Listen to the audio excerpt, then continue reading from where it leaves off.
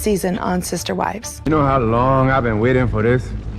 Woo, I'm about to make a name for myself here. You just make sure people know what happened here today. Oh, this is gonna be good. Cause I've been living life right like I could just die any minute. Going for a ride down the side, PCH, country living. I don't need a guide, follow lights, take me where I wanna visit. Are you alive? Or just breathing?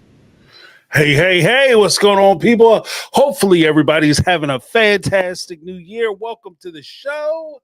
I am James. This is My Take on Reality, and you are the reason why I'm here. Hopefully you guys can all hear me. If you can hear me, you can see me. Hit a 1 in the chat. Let a brother know that I am good to go.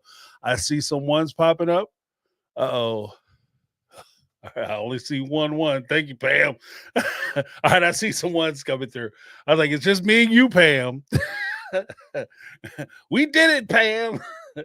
Thank you guys so much. You made it to the show. Let me just hook this up real quick so I'm ready to go for my wrong one. Sometimes things just don't work out the way you want them to, as I'm sure you guys all know. Hopefully everybody's having a wonderful evening. We are kicking this off. I want to let this kind of work its way out. Here we go. All right. Make sure my things are up that you guys can see. I knew that was going to happen.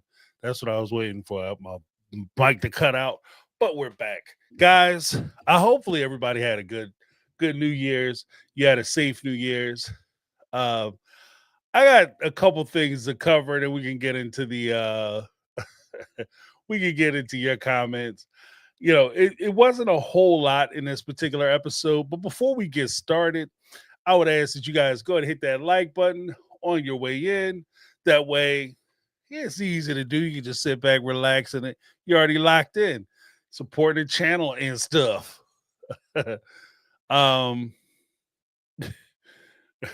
Kikalika. Oh, she's dropping facts. Kikalika with the $5 super chat right out the gate. Thank you so much, Kikalika. Nothing to say. We already watched this. Just showing some love. Thank you so much, Kikalika. I appreciate you. And that's kind of where I was going with it. Let me give you a little something, Kikalika, because I appreciate you. Let me get a little something.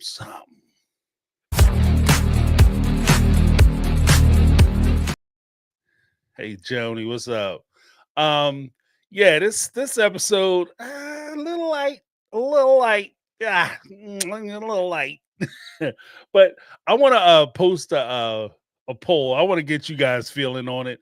Maybe I'm reading it wrong. Maybe I got it wrong. Maybe I just have my expectations for conflict and drama is a little too high.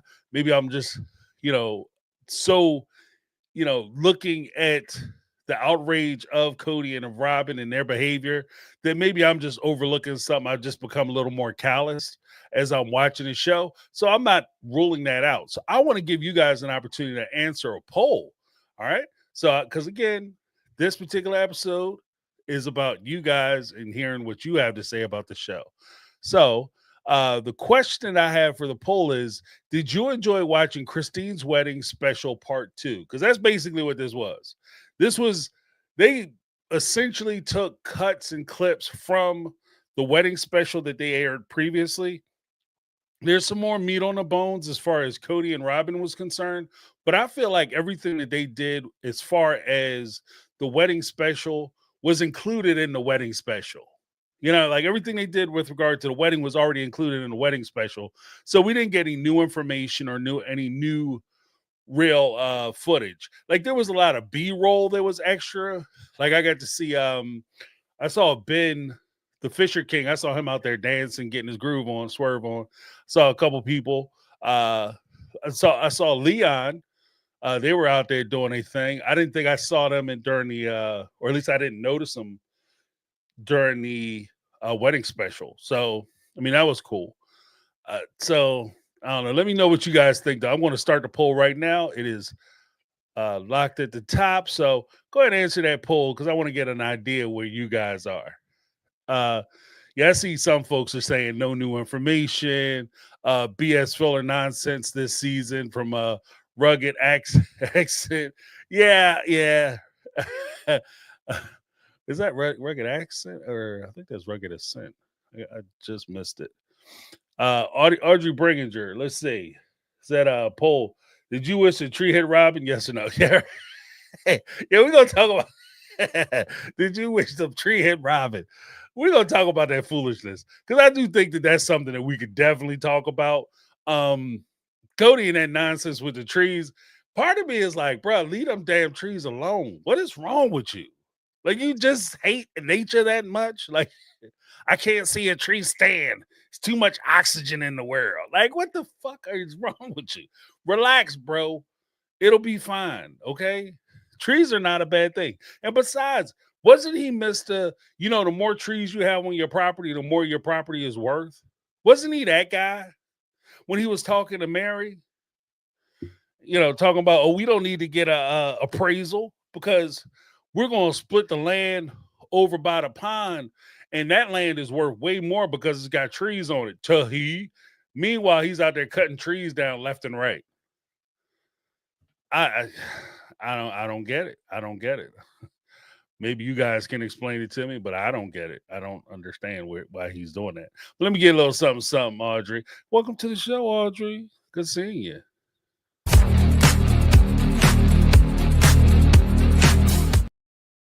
Then we had another one from Teresa Skinner in the house. What's up, Teresa? Teresa's a soldier. She be showing up early, and she be dropping comments way earlier than the show even starts. Before the show even starts, Teresa's in the house. But what's up, Teresa? How you doing? $1.99 super chat. Sometimes I try to get involved before the show, or at least during the show, depending on what I have going on behind the scenes.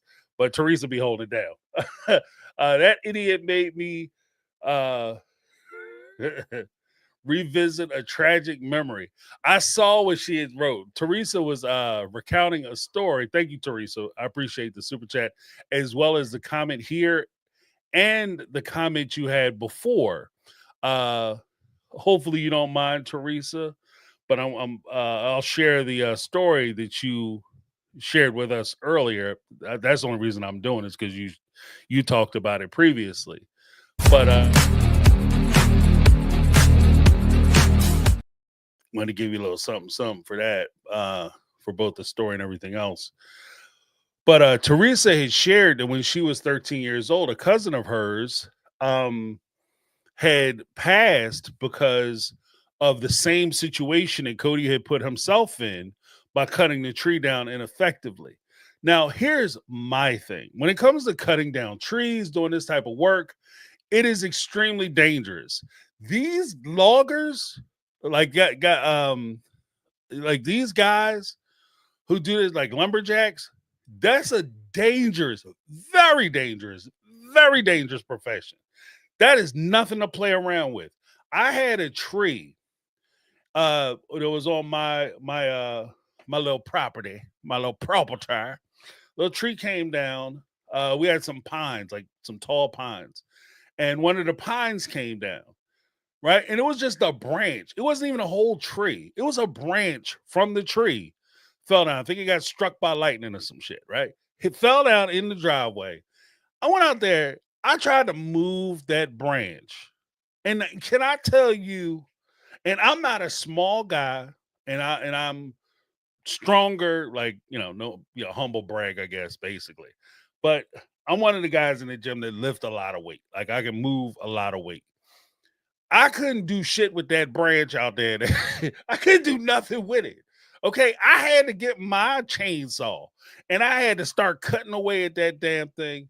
And eventually I just called the tree people to come out and get it.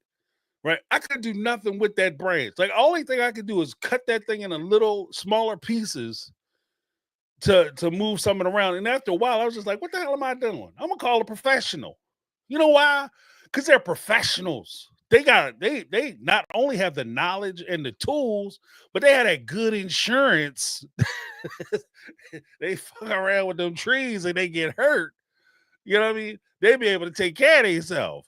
Me, I go to the hospital, the doctor's gonna be like, what the hell were you doing outside cutting trees? Is that your profession? Do you have any training when it comes to cutting trees? Do you have a degree in lumberjackology? That was the dumbest.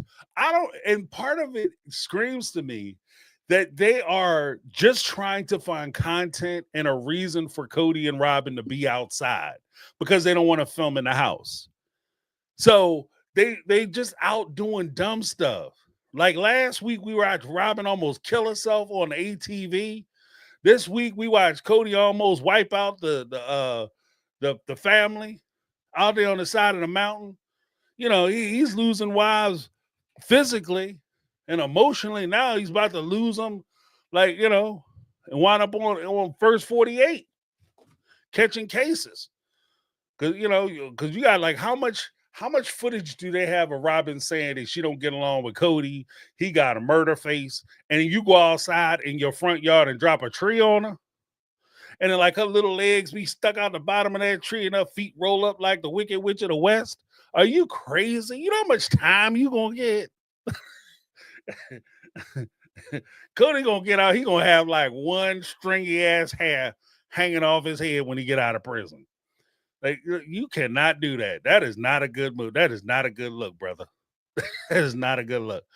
But talk about like this whole cut down a tree thing.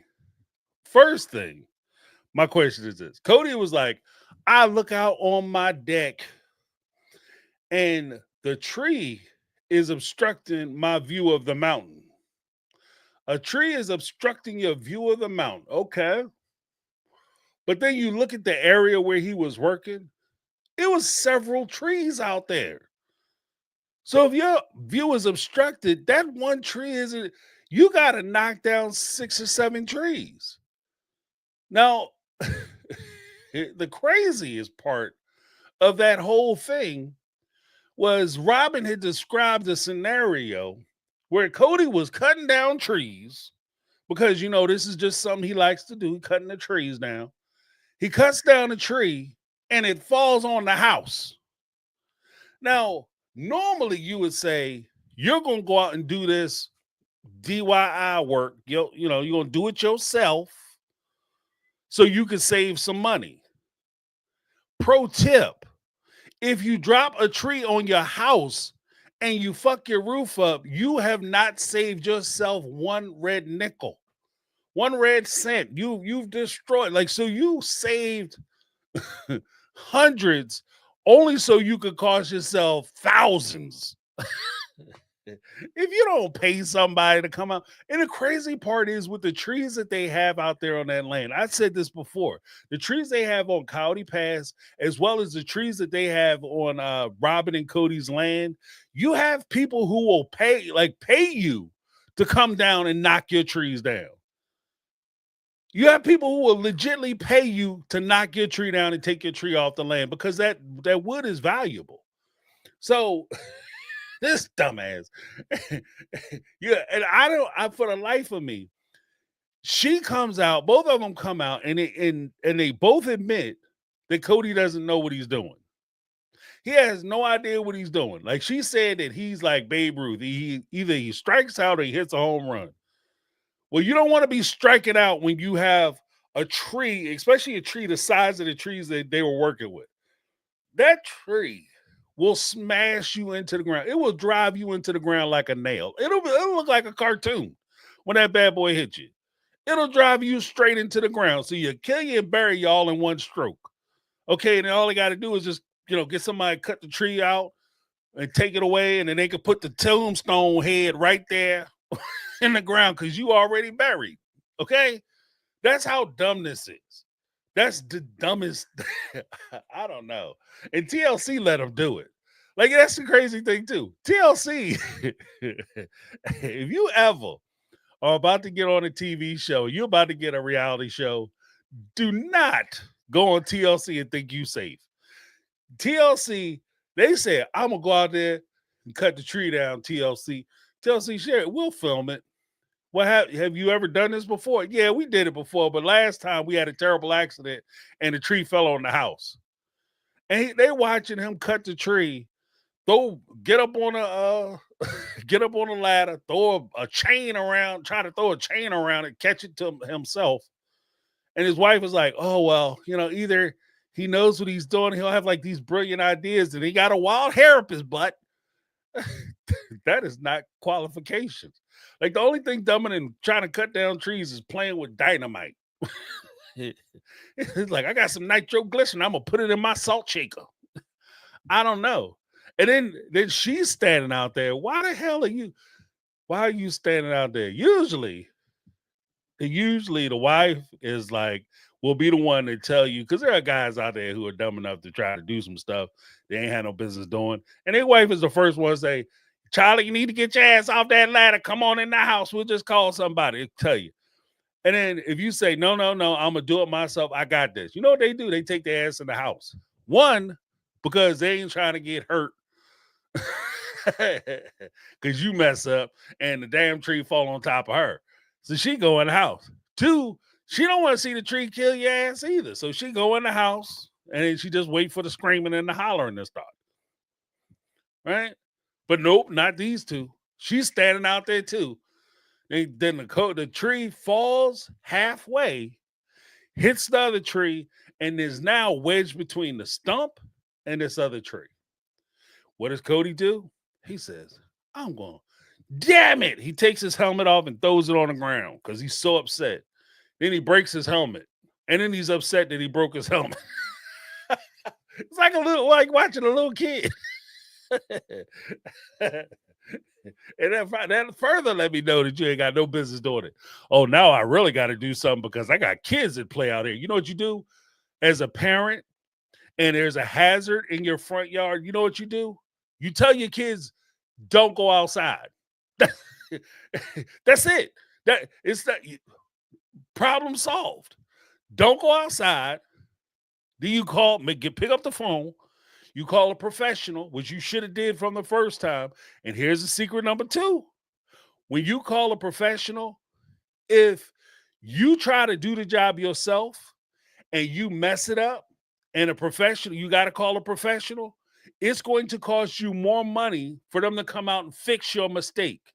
So you actually save money by just calling them first. Because now they have to put themselves in jeopardy. Now it's actually a hazardous situation because the tree was strong. The tree was strong. It was fine standing where it was standing. It just wasn't pretty, apparently. But it was relatively safe. There wasn't a problem. It wasn't a fear that it was going to fall down. But now you've put the tree in a position where it could fall down either way. And you don't have it anchored the right way. So the tree could fall back, it could fall forward, it could fall left, right, whatever. You don't know. So now they're going to charge you extra because they got to go back, fix your mistake. Then they have to do their job, cut the tree up and remove the tree. So it's going to cost you more. So Cody, the man that he is, I'm going to take care of this bed now. 10 toes down, I'm standing on business. We get it done. So he starts cutting the tree up. And as he's working on the tree, the weight of the tree pins the chainsaw blade. And the thing that is crazy dangerous about chainsaws is that they have a chain that cuts the tree down. And if you've ever ridden a bike, you would know that sometimes chains can break. And if that damn chain comes loose, it will do serious damage if it doesn't send you to the afterworld. Okay? You don't want to be there trying to cut some trees down, then all of a sudden you talking to Jesus. Okay? Like, that's just not the move. Like, that's not for the new year. Not for the new year. Okay? Now I'm looking forward to the day I get to meet the man, but I don't want it to be today because I still got some work to do on myself. I don't know, maybe Cody in a different position. He's okay with going up there right now, right away. That's why he out there doing a bunch of dangerous stuff. Me, I need some time. I got to work on me.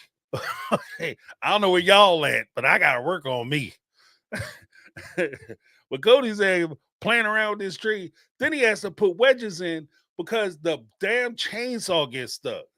And instead of him trying to work the chainsaw back out or figure out what's going on, he wedges the chainsaw deep in the middle of the tree, leaves the chainsaw in the tree, and tries to wedge it, which creates even more of a dangerous situation. I'm like, if that chain breaks, this is going to go from Sister Wives to a snuff film in like 2.5 seconds. Okay? Like, I just don't know, man. I don't know what's going on with these two. Like, you can't be that tired of living. Like, you can't be that tired of living. Find something else to do. Get a hobby. And that also reminds me, because I live in the suburbs. And the one thing that I grew up in a city, but the one thing that I notice about being in the suburbs, there's a lot of guys, and I noticed this when I first got out here. There's really two kinds of people. Like, well, maybe in my neighborhood, there's two kinds of people. There's people who pay to, well, it's three kinds of people because I'm the third kind. There's people who pay to get their lawn work done and the work done outside and like projects and stuff. There's people who will do those projects themselves. Like, I cut my own grass, I do my lawn work and all that kind of stuff, right? And I think there was one year I had to pay because I didn't have my mower or whatever. So or tractor. So I had to pay a guy to come out and do it for me. But for the most part, I do all that stuff myself. I do a lot of some of the housework and stuff as needed, right? But then you had a third kind of guy. And I think Cody kind of fits into the third kind of guy. And the third kind of guy is a dude who just finds stuff to do. Like, he's just outside because he doesn't want to be in the house with his family. So he's just always doing something outside.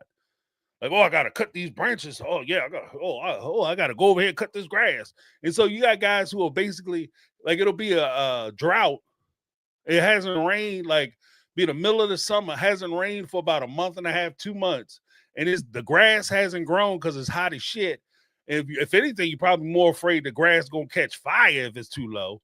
And these guys out there running their mowers over the top of this grass, at least twice a week, three times a week. You just want to be outside. You just don't, you can't stand to be around your family. That's where I see kind of that's what Cody reminds me of. Like, just going out cutting down trees. Why are you cutting down all these trees? You're not a logger. I think I kind of thought that he was maybe doing like a business out there where he was logging, had a little impromptu business where he's just cutting these trees down and selling them. But bro, hire somebody to do that. Somebody who know what they're doing. Because it doesn't do you any good to make, I'm going to make a couple $1,000 off of these trees, off each tree. But, if you get hurt, and trust me, Cody, when I say this, it'll make more sense. You don't, bro, and this is I'm just being honest. You don't really strike me as having a type of relationship where you can get hurt. Okay? There are relationships where if you get hurt, your wife will stick by you. She'll help you out.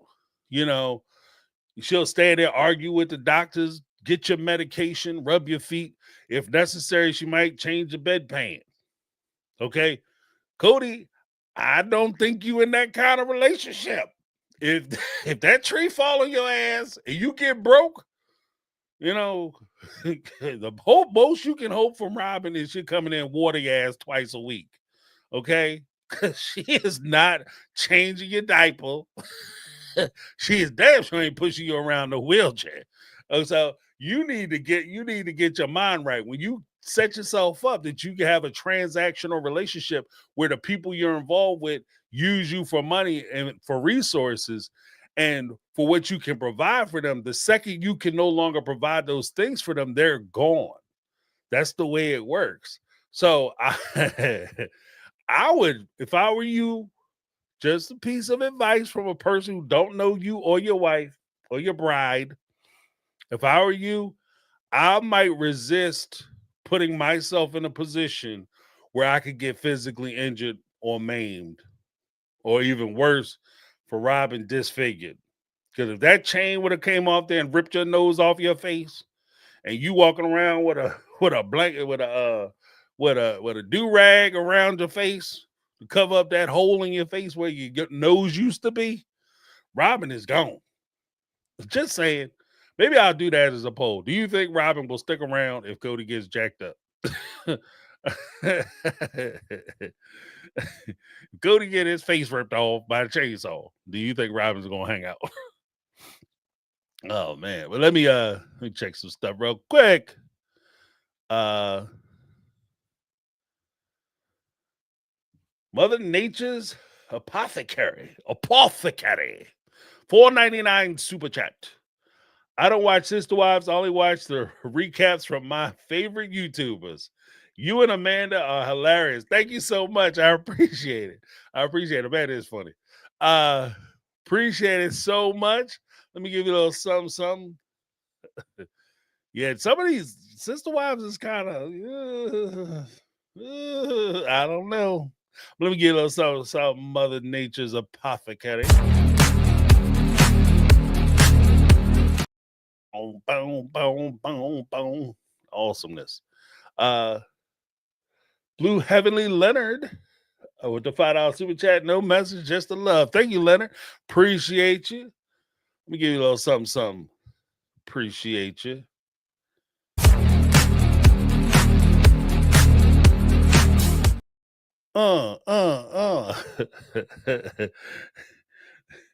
Julie Christine, $4.99 super chat. It's funny that Robyn cried about being traumatized by wildfires, so she doesn't want to live at Cottonwood surrounded by trees. Meanwhile, she takes all the Sister Wives' money and buys a house in the middle of trees. Because that's actually, if you go to the real estate listing for that particular property, that's what part of the description, that the house is surrounded by acres of trees. It's like on 2 acres, and plus they have the other acre, I think 2 acres in front, what would be in front of the house, that lot in front of the house, which is also trees. So that whole story, I think that's just because she didn't want to do Cottonwood. Like I don't think that Cody Pass had anything to do with it. And it's also funny to me because in the last episode, what it revealed to me, and I wanted to do a video on it, I'll probably release it Tuesday, where I talk about, if you think about it, when they were in Las Vegas and they sold the cul-de-sac, essentially they sold the houses or whatever, and this was supposed to be about $2 million worth of property that they sold. When they moved, they didn't get $2 million, by the way, but because they had to pay back the loans. But when they moved to Arizona, they meaning Cody and Robyn, essentially spent $2 million on property for themselves. The McMansion was $890. That was almost $1 million. And then Cody Pass was about $800,000. That's almost $1 million. So technically, the $2 million that they spent after they sold $2 million worth of the family's property were all consolidated for Robyn and Cody. Then on top of that, Robyn and Cody so now they have a house, and they also have ATV power sports recreational park, which is Cody Pass. Because that's the only thing that I've seen them use Cody Pass for, really. Like the only other person that's used Cody Pass other than Robyn and Cody is Janelle when she lived on it with her trailer. And even when she lived on it with her trailer, Cody sat there and pretended like, oh, you have to ask the other wives if you could move to the trailer onto their properties. When technically Cody's name is on all those properties. So she didn't need everybody else's approval. She could have just had Cody's approval. And she could have moved that trailer on any one of those 4 properties, because technically it's only 4 plots. I know they do the whole storyline where it's 5 plots, but they didn't subdivide it. So that was a ridiculous thing. But yeah, thank you for pointing out the hypocrisy of Robyn Brown. And like I was going to do the one video I was going to talk about where I discussed that matter, going to talk about like the crash and all that stuff. but it was essentially about Robyn's dishonesty and why we can't, why she's becoming a hindrance on the show. Because if you are doing a reality show, you can't do a reality show and people can't trust what you say on the reality show. It has to have some semblance of reality to it. Because if I'm just watching you tell a bunch of lies and try to recreate your past and recreate your future and your present, what's going on and whether it's not going on, and I can't trust anything you say, then why am I listening to you talk at all? Why are you on the show? So they're actually doing crazy damage to themselves. They, being Cody and Robyn, are doing crazy damage to themselves by trying to reinvent themselves and recast their history. So I'll be releasing that video, like I said, on Wednesday. I have one coming out tomorrow that I'll be talking about Robyn living in the past. So hopefully you guys check that out. It's not gonna be long. That's gonna be a kind of a shorty. Hopefully you enjoy it. But let me get you a little something. Thank you so much for the super chat.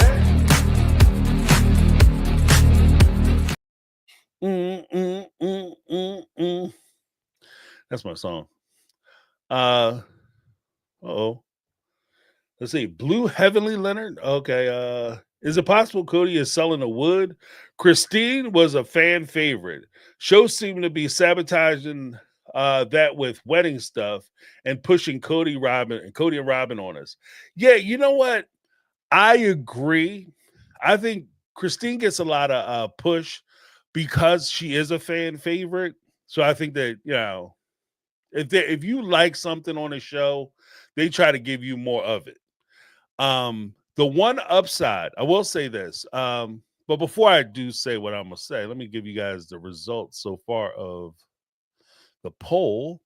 I'm gonna keep the poll open for a little bit longer, but out of 367 people and votes, did you enjoy watching Christine's wedding special part 2? 43% said yes, and 57% said no. No, negative, nada, not at all. I want to leave that open so you guys get a chance to put your 2 cents in, because we only have 372. We got 832 in the chat, only 266 likes. What? Come on, guys, give a brother a like. But to top that, all I would say is the upside to watching Christine's wedding.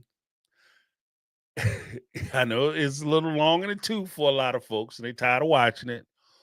But on the upside, once we cross this Rubicon, we are now next week, we're in all new territory, y'all. It's all new real estate, because we finally are pretty much getting caught up at this point. Because now we're about a year behind, because the wedding happened back in October of last year. So we're moving along quickly, and we'll probably get up to Garrison's passing. That's where I think we'll probably wind up at or land at towards the end of the season. But yeah. And as far as is it possible Cody is selling the wood? That's what I'm saying. That's what I think. Blue Heavenly Leonard. I even said it. Like, I think that you can make a good amount of money. In one of my videos, I did a kind of a thing where I kind of panned it out and posed that question, that, and tried to answer that question, whether Cody was selling that wood, because every time you see him, he's out there cutting wood. And there was also a point back during COVID when he was talking to Gabriel and Big G's on the side of the Kody Pass about not seeing the family, getting the family together. And Cody had a big, huge stack of wood that was out there. So at that point, I was like, why is he out there cutting down trees on land that, one, you don't even own that land? So technically, you don't own it outright. So for you to be out there making those kind of substantive changes is a little precarious, because it would almost be like if you have if you had a car that you were paying for, and you say, you know what, I want T-tops in this car. So you cut the roof off the car. If you pay the car off, nobody cares. But if you don't pay the car off, or you late on payments, or look like you can't pay the car off, the people who lent you the money are going to care. They're going to be upset. And technically, I wouldn't, whether you plan on paying it off or not, I will wait till you paid it off before you do any real permanent changes. Because it could be bad. You might find yourself in violation. So yeah. But that, I do think that that's a possibility that they're out there cutting it up. I will say though, too, with regard to Kody and Robyn and this new production team, they're showing us more stuff because again, during the wedding special where Kody was cutting the tree down and he was like, "Damn you!" Right? That's all they showed us. Like Kody was cutting the tree down. Like, why is he cussing the tree out? Why is he so angry at the tree? But we see now why he was angry because Cody's out there. He don't know what he's doing. So he almost killed himself, and then he was cussing the tree to fall a certain way because it didn't fall right. So yeah, I think that the production team is taking their opportunity to kind of make Kody look like an ass by showing a little more context in some of the footage that they've already released. And they only have a bunch more footage to release of it. I think it's going to get way worse. I think that at this point, like, yeah, he's looking bad on a lot of this, but hold on to your buckle up, buttercup, and hold on to your britches, because I think it's going to get rough. But thank you so much.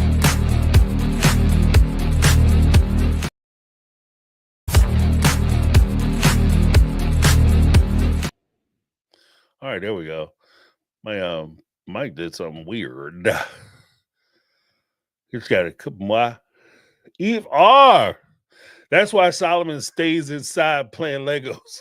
Yeah, because Dad out there in the yard making booby traps. Could you imagine, like, you a little kid, you want to go outside, but you scared because your dad out there doing all kinds of crazy stuff. They be like, "Don't go outside, son, because a tree might fall on you." And even Robyn is like, "Look, if you cut a tree down, please make sure you clean it up.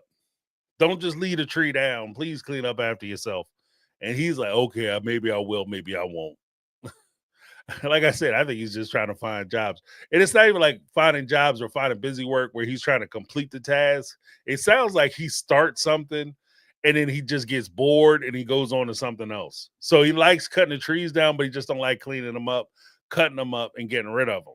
So, so he likes the exciting part of cutting the tree down, but he doesn't like to work it out. So yeah, I kind of feel like that's where he's at. But thank you so much. All right, then we have Raiders Ma. What's going on, Raiders Ma? 499 super chat. Is it just me or Kody loves accessorizing? The gloves, the unnecessary big backpacks, the helmet. Well, some of this stuff, like the gloves, the glasses, the helmet, that's all stuff you need for logging. But I get what you're saying. Like, he pulls gloves out, like, "I'm going to go help you move your car." Then all of a sudden he pulls out a pair of driving gloves. "I'm going to help you cut down your tree." He pulls out accessories for that. "I'm going to ride my my ATV," which also might require gloves and a helmet. So I'm going to move some furniture. So that's for gloves and the helmet. I don't know. I was about to say something crazy. I apologize. We're going to just go ahead and give you the super chat. We're going to go ahead and give you the super chat. Almost went too far on that one. Thank you so much, Raiders, Ma.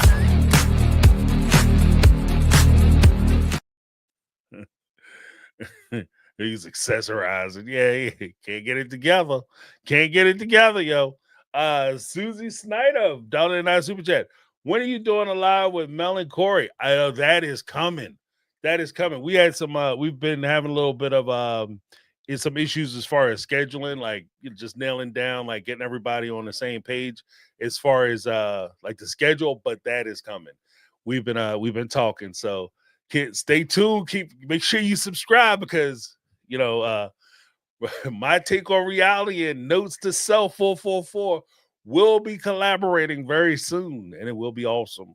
I'm looking forward to it because they have some really good content. So I'm looking forward to that. But thank you so much for kicking that in and asking a question.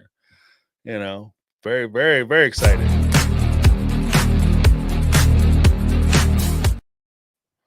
All right. Then we have Stacy Stitches, and we're gonna get back into the mix with the $9.99 super chat. My dad inherited some land in the Ochita National Forest. Hopefully I got that right. Near Hot Springs, Arkansas. Okay. He has to pay someone to periodically come in and clear stuff out because of you have wildfires, California. Yeah. Well, because I don't know if they're as worried about, because they're near the mountains, and I don't know if they're necessarily as worried about wildfires as he is just cutting down trees. Because if you're going to worry about the wildfires, it would kind of strike me that you wouldn't leave dead wood around. So I mean, I appreciate what you're saying as far as like your dad with the land in Arkansas, but typically a lot of the stuff that you clear out will be the debris, will be fallen or dead trees. He's cutting down trees and then leaving it, which actually is more dangerous because once that wood dries out, that's where that becomes more of a hazard. Or if you're cutting down like branches, and branches are all over the place, leaves are all over the place, and those leaves dry out, that's where your wildfires can really take hold. And that stuff, if it starts to burn, the living trees burn way different than dead wood. Like that, once that water comes out of that wood, them trees will go up. Them trees will go up. And there's nothing you can do except for stand back there and watch them bad boys burn, because if enough of them get going, it's a wrap. It's a wrap. It's crazy how fast trees burn or whatever, especially the dead ones. So no, I appreciate that. But thank you so much for the super chat.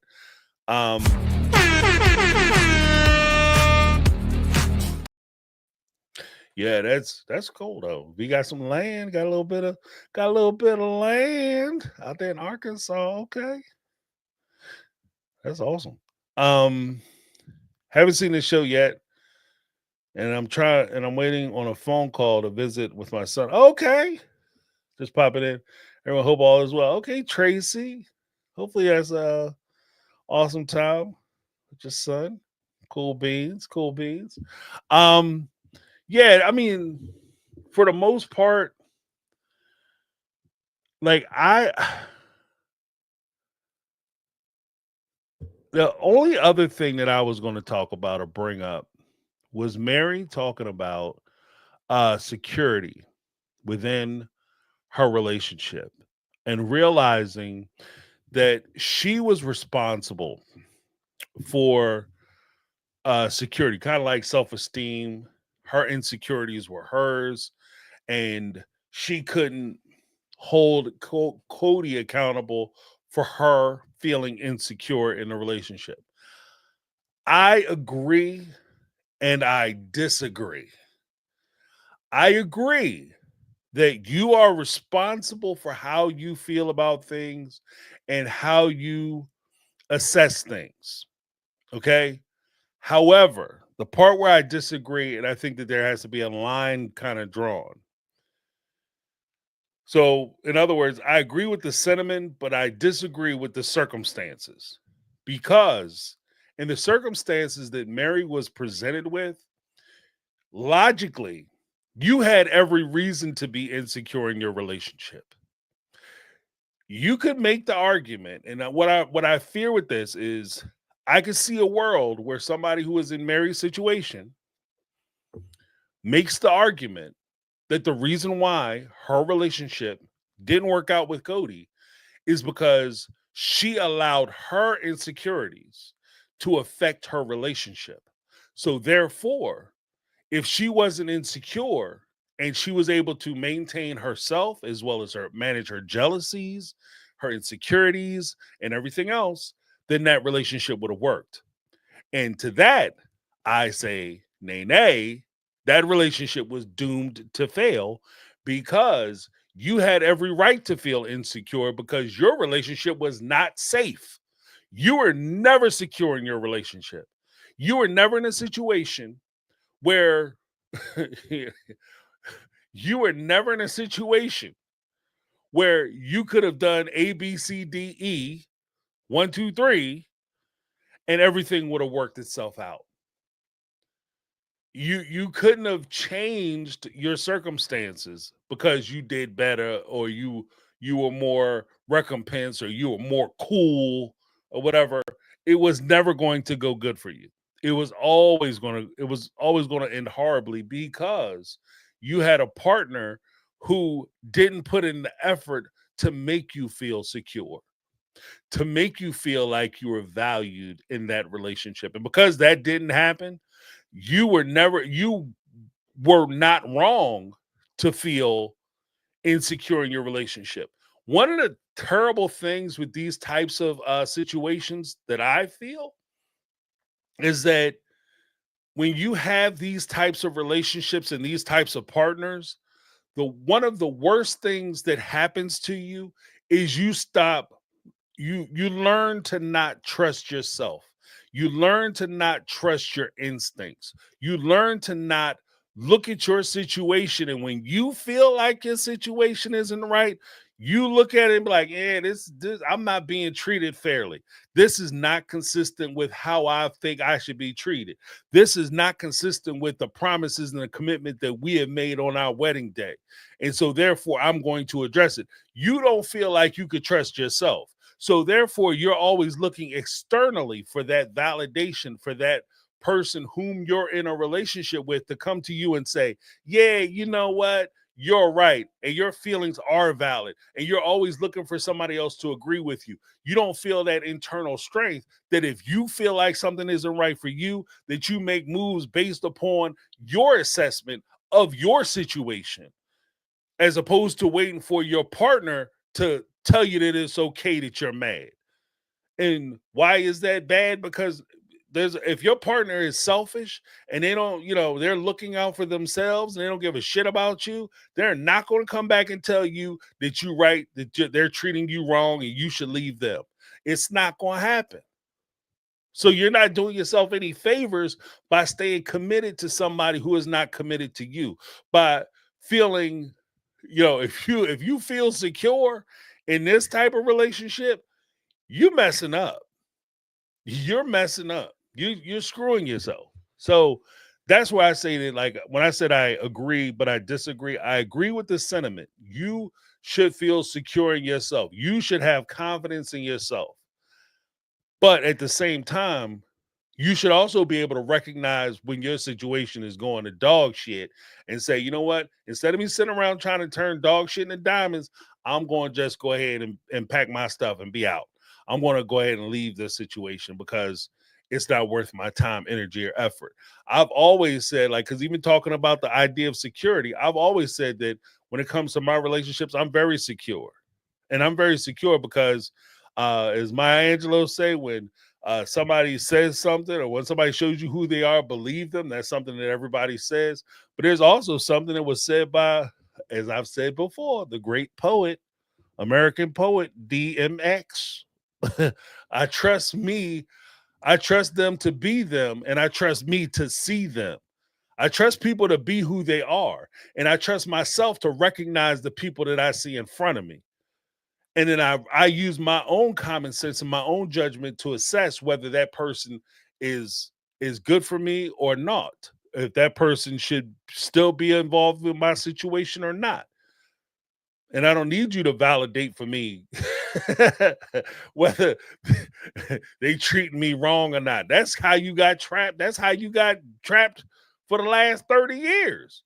Because dude was treating you like dog stuff. And You would say, hey, you treat me bad, and he will come back and say, no, I'm not. You would say, you're not treating me fairly. He will come back and say, I'm giving you everything you deserve. And you're not trying, instead of listening to yourself, when you say, I'm not getting what I deserve, I'm not getting my value out of this relationship, he doesn't find me valuable, you agree with him and say, okay, you know what? I'm going to just go ahead and, because he knows best.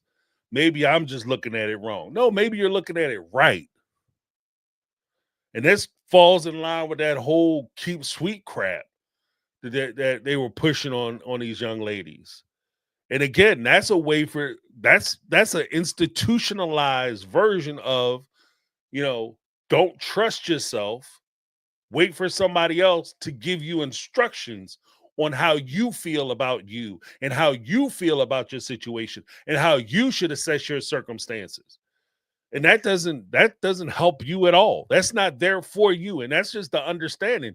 When we look at those rules and we talk about cult-like behavior, we understand that the rules that are in place are not in place for your benefit. They're not there for you. They're there for the people who are in power. They're there for the people, the patriarch of the family, the guys who are running the church. That's who the rules are there for.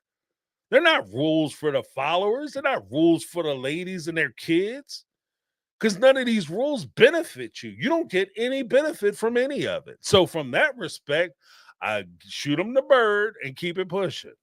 That's it is what it is. Maybe I should do a poll on that. Maybe I got it wrong. Maybe I'm just blowing it out of proportion. Let me take a look. Somebody said, I think you're right, but let's see. JT Pittman, $5 super chat. I think you are right. The tree cutting is just an excuse not to film in the house. Makes you wonder what's going on in there. Yeah, I know, right? That's usually when the police go in. When you tell the cops, yeah, you can't come in my house. Like, okay, get that warrant, because apparently Mr. Basements, yeah, I mean, there's something in the basement we need to check out. I think, you know what, JT, I think that in fairness, I think maybe some of the wives, because we don't see all the arguments, the discussions and conversations. I think at some point, maybe some of the wives started making commentary about like all the artwork and knickknacks, doodads and bullshit in the house. And so they say, you know what, we're going to stop filming in the house because we don't need to have a record of all of all the stuff in our house, because you can't deny it. If it's on the show, you ain't on an episode of Cribs where they rent your house. It's your house. Is this your house, Mr. Brown? Yes, it is. Is this your painting, Mr. Brown? Yes, it is. Where'd you get it? On a cruise ship. How much you just spend on it? And here's the crazy part about it. Some of that stuff could be cruise ship art, but like you go on cruise ships, they have like they have like stores and stuff where they'll want to sell like artwork, and they'll tell you about the artists and all that stuff. But they have the cruise ship art, and they have like you can buy expensive watches and stuff, which makes no sense. Go to a jeweler, don't buy it on a ship. But you buy the artwork, or you could buy the prints or whatever. Some of it is drastically overpriced, and so at that point, it doesn't matter whether it's an original or a print. If you paid a lot of money for it, especially if you overpaid for it, and they start asking for receipts, and maybe that's what they're afraid of. Like the wives will start viewing it, and they start, because what we are about to see start next week. That's why I say I'm kind of glad that this whole like wedding stuff is over, and they're kind of catching up, because before Janelle was throwing around a lawyer word very freely. Now Meri apparently is throwing around the lawyer word very freely, where Jen is saying, did you talk to that lawyer I recommended? Yes, I did. So now that they're doing that and they're talking about filing lawsuits, if Cody and Robyn spoke to an attorney, which I'm relatively certain they probably did, because Cody was very good about going to see attorneys. Even when he was supposed to be working with the OG3 and Robyn, he would always go off to the attorneys by himself. And so the one thing that I would say, if you are in this kind of business deal with anybody, please understand, even if you're at work and they have you talk to the attorneys at your job, please understand that these attorneys are not your attorneys. You are not their client. So even with the OG3, Robyn was Cody's wife. That those attorneys did not represent the interest of Meri, Christine, or Janelle out there in Arizona. When they were talking to, he was talking to the attorney about Coyote Pass. Though that attorney does not represent their interest. So when they start talking about attorneys, the attorneys that Kody and Robyn would hire would probably tell them, you need to stop filming in the house.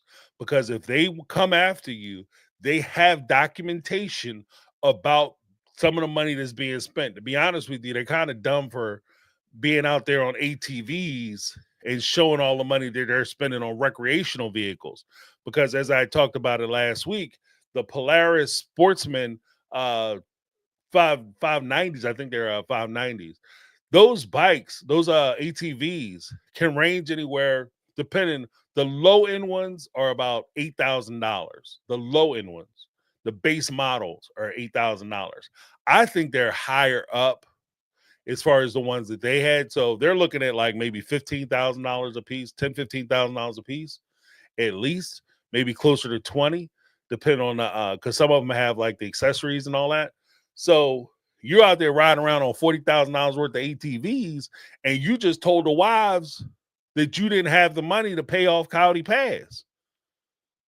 But every time I see you got on something, you got something new. You got your ass sitting on something on top of something brand new. Whether it's a bike, a car, a motorcycle, a pocket bike, you got artwork on the walls, but you don't have the money to pay off your responsibilities to take care, This is like borrowing money and then you catch the dude coming out of the shoe store, coming out the jeweler's office. You know what I mean? Blinged out. Like that could be a problem. It might be some furniture moving around, those type of situations. But thank you so much, JT Pittman. I appreciate that.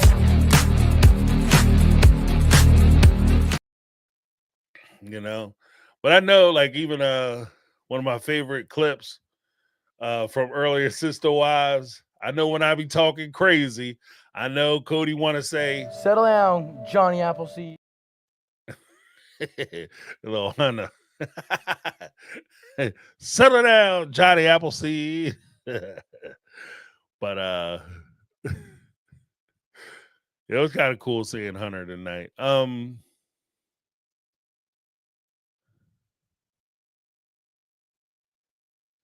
Ooh. Tracy McMurray said, how much does he spend cosmetically trying to keep his hair on his head or the appearance of hair on his head? He's had to have some work done. He looks quite different from seasons ago. Yeah, I think he's had a lot. I think he's got some stuff done. His facial structure has changed, but like even with his hair stuff, like a stylist, because at that point, like Kody is not seeing a barber. He's straight up seeing a stylist. To get his hair like that, he's seeing a stylist. It is what it is. You know what I mean? I'm not even hating on him. It's just, I get it. And some of this stuff, to be honest with you, because he is on a TV show, he could write that off. So it's not even the same as like me going down and getting a stylist. So, well, technically, I probably would write it off too. And I'm nowhere near the level where he's at. So, yeah, crazy.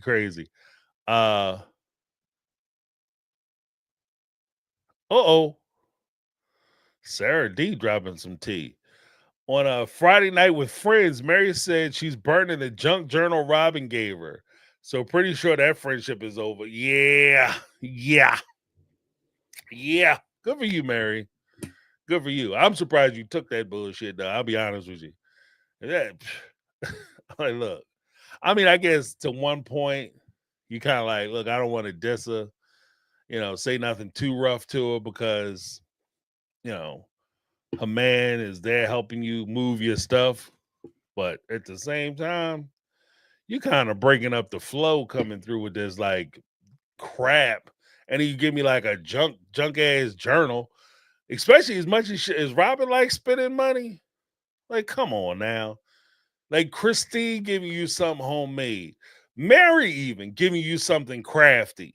Because they're crafty type people. That's what they do. Like, not crafty as in crafty. Like Robyn's or Cody's trying to say about them, but they crafty, like they like making stuff and doing stuff and throwing parties and doing things for the party, especially Meri. But Robyn, I've never heard of her being crafty. Like she's more suited to go out and purchase something. So why didn't you buy me something? You know, if you want to be my, if you want to do something, do something. But yeah, I think I knew that relationship was kind of on the rocks anyway. Because especially when Meri saying that, she had been begging to see Robyn and hang out with Robyn, and Robyn was kind of ignoring her and everything else the whole time, and she wasn't even bringing her kids around. So, I mean, that kind of was what it was. So good for Meri. I'm not mad at her at all because Robyn was never looking out for her. She wasn't a friend of hers. But I want to drop the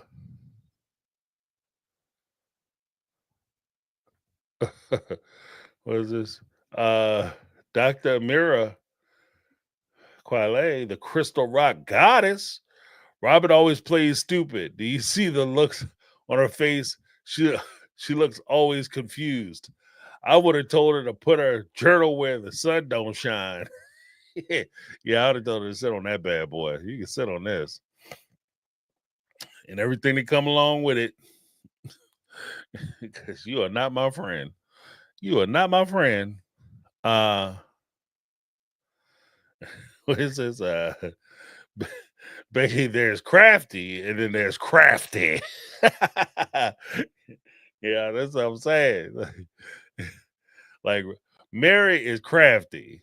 Robyn, she's crafty. Okay. Come by like she trying to do something.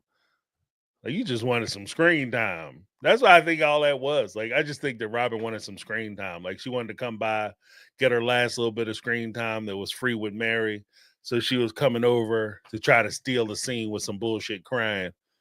And I'm glad Meri didn't give it to her. And I even say that, like, sometimes when you break up with people, they do not deserve your tears. If you gotta do what you gotta do, but you try to save that and hold it so you can cry in the car. Okay, cry on the way down. Like, all right, Cody, I'll talk to you. I'll meet you down there. You gonna drive the truck? Okay, cool. You drive the truck. I'm gonna hop in the car with Jen. Cool. Cry, get in the car, holler your ass. Don't let him see it though. You don't deserve your tears. Especially as bad as he tried to treat you. And both of them, they're trying to make you cry. Like Robyn tried to make you cry at your house. That's why she showed up, tried to pull you in the house all dramatical. Dramatical. Get you in there and she started trying to. Glad Meri was stone-faced looking at her. Made Robyn look stupid, crying. What are you crying for? Get it together. I'm leaving. You know what I mean? How you gonna cry and I'm the one that got kicked out? I got kicked out the family. And you upset? You still got a place. Shit, you got a place that I paid for. Cry about that. Why don't you cry when you stroke me out a check to repay that money I put in your house? You know what I mean? That's when you start crying, Robyn. If you upset, cry when you stroking that check.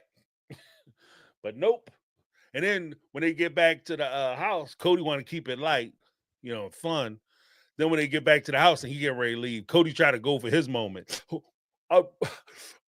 It's like an end of an era. I mean, we could get it going if you want to keep it going. No. And then Cody comes out of the house. Only one feeling bad is Nathan. Because Nathan, God love you, sir. God love you. But you look like you touched with a little bit of slow. I'm just saying, like, I don't even have nothing against Nathan. But if you come out of your mouth with, "Are you sure, brother? Are you sure it's over?" And then Cody's like, "Well, if you think there's something still there, you ain't been paying attention." That's what I'm saying, Nathan. If you think that Cody is in a position where he can ask Meri to stay legitimately, you haven't been paying attention, sir. And apparently, Cody hasn't told you enough to where you understand it. So it's kind of funny to me that even your buddy don't know what's going on with you. Because he's asking you, are you sure? So that tells me that Meri ain't have a chance. And I'm trying not to be cruel about Nathan. Like he seemed like a nice enough guy, but sometimes he says stuff and I'm like, what are you talking about, bro? What you saying don't make no damn sense. Lizzie Bedhouse, remember to give James that HBO special, HBO Help a Brother Out special. Click that like, subscribe, share, all that good stuff. Support the channel. That's how you can support the channel and my work. I'm making of cooking these fools. Click the like button for this live stream. Yeah, thank you so much, Lizzie B.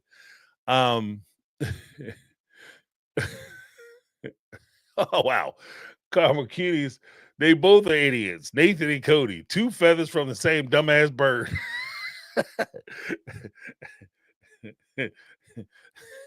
They from the flock of idiot birds, the flock of dodos.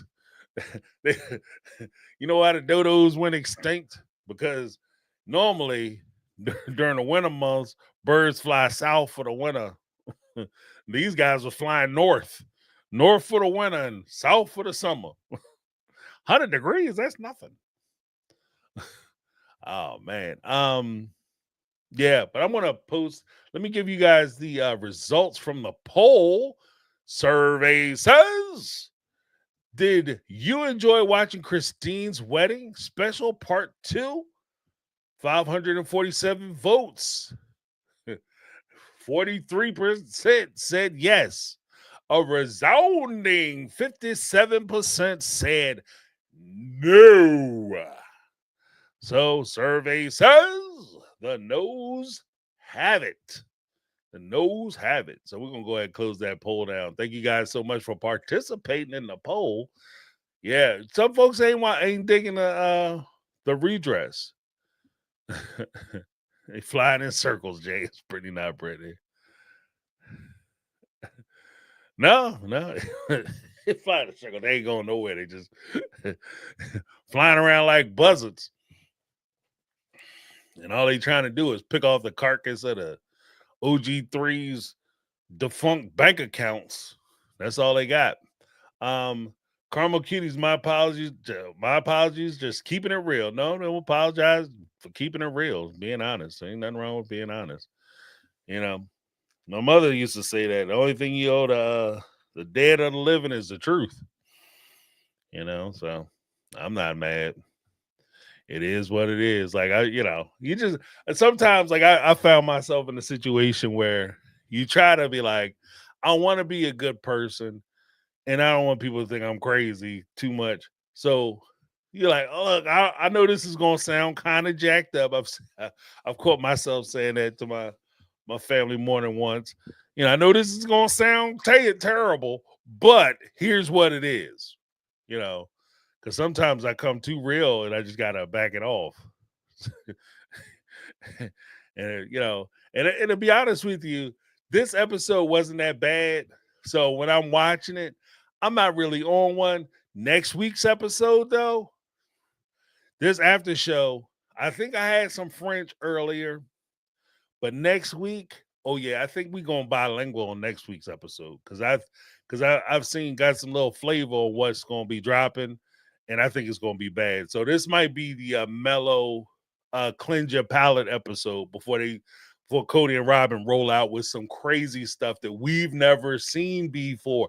And that's what I'm saying. Like where we are now, as far as the season is concerned, everything that we've talked about thus far has been things that maybe we didn't know the specifics of or like the detailed conversation, but we are aware that these conversations took place. Moving forward from this point, from tonight's show, this is all new territory. So it might get kind of jacked up next week. I'm just saying. So Buckle up, Buttercup, because we going in. What's that, Anna Rita? So I love when James speaks French, goes French. I'm telling you, next week is gonna be for real. I might have to put one of them quiet on the set, parental guidance warnings on there. I had to put a Tipper Gore special up on this piece. Let everybody know headphones are required.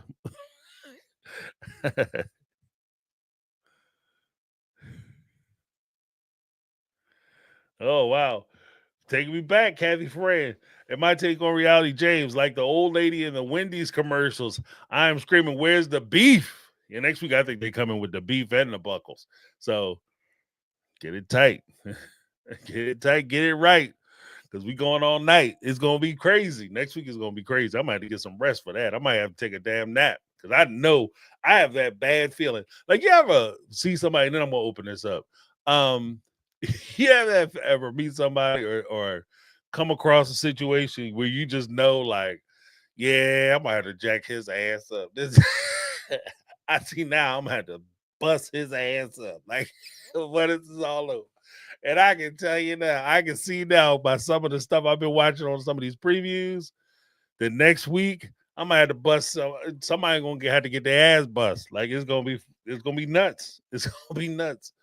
Because I know, like, Cody's already talking about he gonna rip them off, because it's a little tense getting a divorce. It's a little tense, bro. You talking about money that you already took. You don't get to take their money, and then all of a sudden you forget what the deal was. We're going to split this all equally and evenly. Now all of a sudden you want to get in there and start rewriting history because you're not getting what you wanted. This is why you need contracts. So, because contracts can prevent a lot of stuff. Okay. Contracts can prevent a lot of stuff. It can prevent a lot of foolishness because, I'm not condoning physical altercations or violence. I'm just merely saying, as a point of fact in life, there are people out there who will bust your ass over $5 and some change. Okay, with this Cody past property, you talking about hundreds of thousands of dollars. You talking about hundreds of thousands of dollars. You know what people will do to you for $100,000? And you out there talking about, yeah, whatever. I mean, they think I'm gonna just play fair. But divorce makes you mean.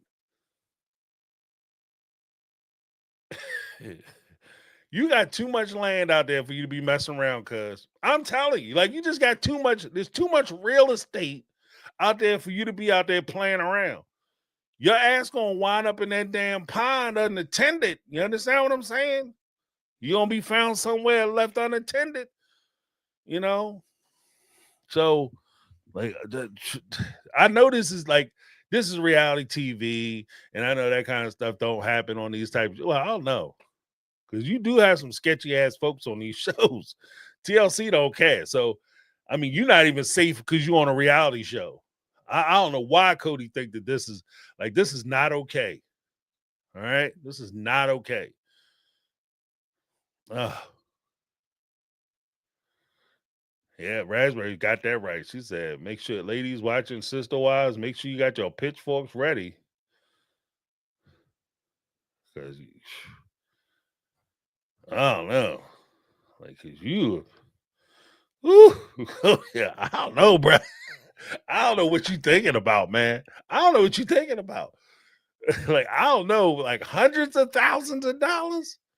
You talking about people life savings and stuff. And then Meri, she, now you to put Meri business out there. Like, I know she don't really want to talk about the loan and stuff she took out on Lizzie's end, but that Coyote Pass money is Lizzie N money. You don't have to take out a loan if you get your just due out of Cody's ass. That's what I would be thinking about. Like, you don't get to have me out here taking out loans and borrowing against my property. Like, I don't know the specifics of it. I try to stay away from that because Meri don't want to really talk about it. But I'm just saying, hypothetically, Like, I'm not taking loans out against my house and you owe me hundreds of thousands of dollars on some property I invested in, and your ass out there riding around. Like, let me catch your ass out there on the ATV. Please, I wish I would catch your ass out there riding on that ATV.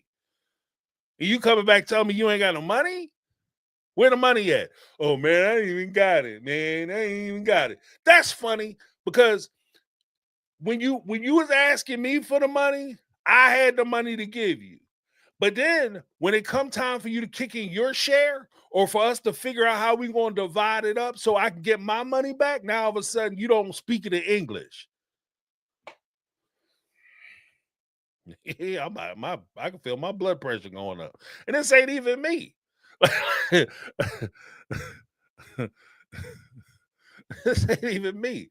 I couldn't do it, because me and Cody would have some words over that money. We would have some words over that. Like, no way in the world, Jack. And I'm not even saying like, oh, I need the money. I gotta get the money. I gotta have it. I don't care how much money I have. You're not gonna stick me up for hundreds of thousands of dollars. Not today. Not today. Because you think you cute? Oh no. Oh no. No. Even the Lord don't like cute. You know what I mean? Lord don't like ugly. He ain't too fond of cute. So shit. This will be a problem. This will be a whole problem. And the real said, James, just let the French come out. I'm trying my best. I'm trying to be good. I just think about that money. and what makes it even worse, I might be able to get over the fact that it's the money or whatever. Family, friends, like, I try to keep that separate. So if I give my family or friends money, you know, I even if I lend them money, I basically gave them money in my mind, because I don't want that to be the thing that, you know, destroys our relationship. Because if me giving you a loan is going to destroy our relationship, I won't give you the loan. Like, I won't give it to you. But if I found out that you were trying to use me, and then you up there kickling and cackling, yeah, I use that sucker. I got the money. Big dummy. I'm gonna have a whole ass problem with that. We gonna have a whole ass problem. It's gonna be an issue. That's gonna be an issue. Okay, because you don't get to use me. Like, okay, fine, you have it.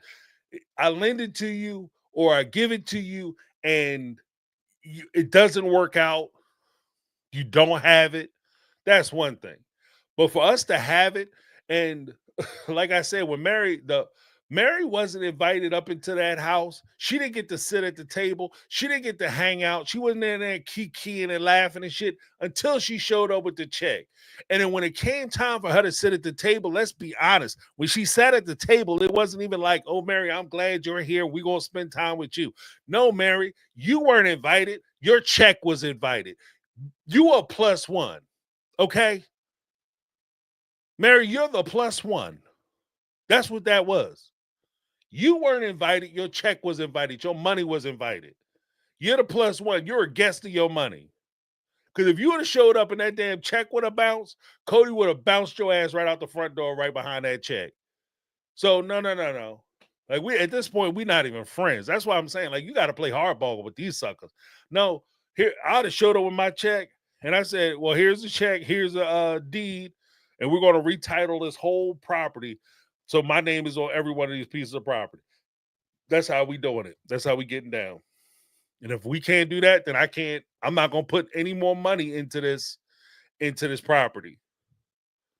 Because I'm not going to throw good money after bad money, because that's going to cause me, like, you play with my money, you play with my emotions.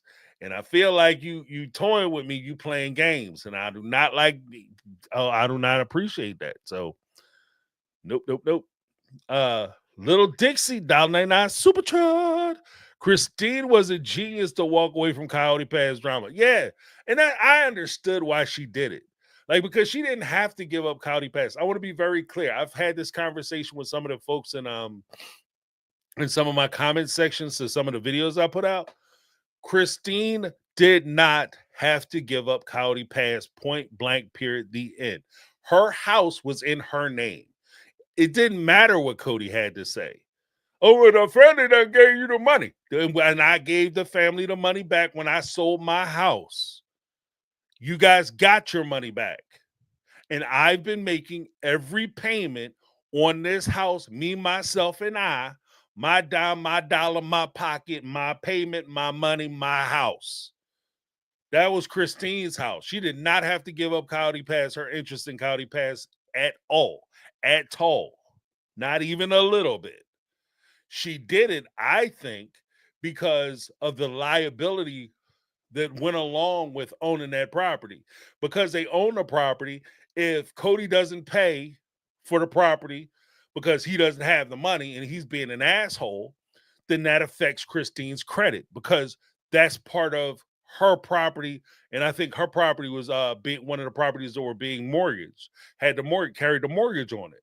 So that would have affected her and her moving forward, her life moving forward with her new husband.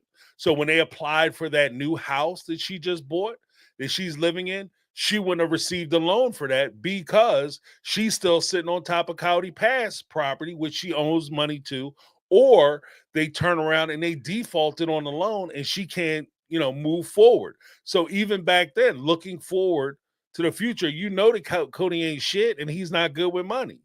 So there's a possibility he might drop the ball on this. He was barely paying taxes on the McMansion.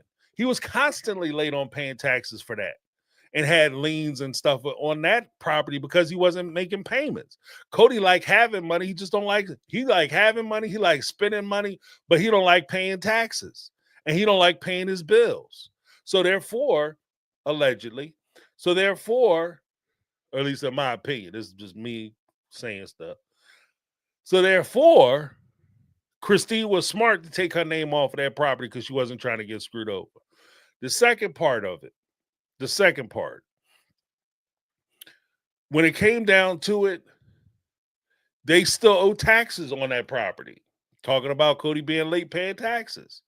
If Cody's in charge of the taxes, they could look at Christine and now she's on the hook for some of that tax money. So yeah, because you're in there with a louse who wants to control everything and doesn't know what he's doing, yeah, I might have pulled out of it too. So it's not, I understand why she did it, but let's be very clear. She did not have to do it. She absolutely did not have to pull out of Cody Pass. I genuinely wish that Christine, instead of giving that land to Cody and deeding it over to Cody, that she would have deeded it over to Janelle at minimum and Janelle and Meri ideally, so that their names would have shifted over onto that property. So it would be Cody, Robyn, Janelle, and Christine on that property.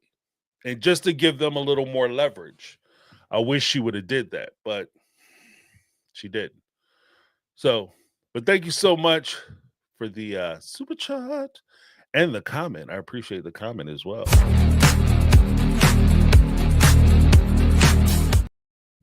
All right. And then we're going to Brenda Allegranzi. Hopefully I got that right. Let me know if I did. Allegranzi. $10 super chat. Hey, James, I want to thank you for this platform. I'm a hypersensitive empath. I can feel when they are being dishonest. I feel you on that. Cody and Robyn live in a place that is cold. They're using the wood to burn. Yeah, they might be. I mean, it would be crazy. They cut down that many trees.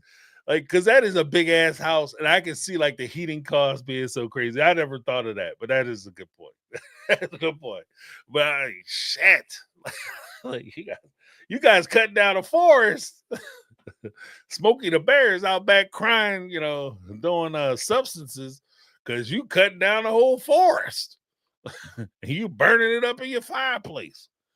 Yeah, But yeah, the thing that drives me crazy is that old saying that I'm not insulted that you lied, but When you insult my intelligence, that's where I become offended. Like, I'm insulted by the fact that I expect some dishonesty, especially from people on television and reality shows, but at least tell reasonable, intelligent lies. Don't tell dumbass lies. I had to get a divorce so I can adopt a child. Most court systems will let you adopt a child. If anything, if talking about forcing Meri to divorce Cody so that Robyn could marry him so he could adopt her kids. If anything, a court system will say, basically, you have 3 questions. 1, do you as the mom consent to him adopting the child? Yes, I do. Does the father, who is listed on the birth certificate, give up his rights? And does he consent to Cody adopting the child? At that point, because they blackmailed the hell out of him and they basically extorted him out of his custodial parental rights. Yes, I do. Cody, do you want to take these kids? Yes, I do. The court then would only add one more thing, which would be, you do realize that once you adopt these kids, even if you break up with their mama, you are still financially responsible for these children. Do you understand that? And he'll say, yes, I do. And you know what the court will do? They're not going to ask for a marriage slip or whatever. They just going to let him adopt the children. Unless he has some kind of criminal record or whatever. Or there's some other reason as to why you can't, like you're not fit to be around kids or whatever. They'll let him adopt them. He didn't have to get, so it's those kind of dumbass lies. Oh, we had to leave Utah because the police was about to get us.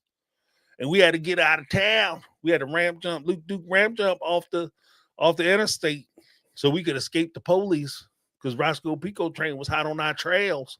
That's not how it works. If a DA wants to charge you with a crime, they feel that a crime has been committed and they have a probable cause to establish that a crime has been committed, you will be arrested and they will start the process.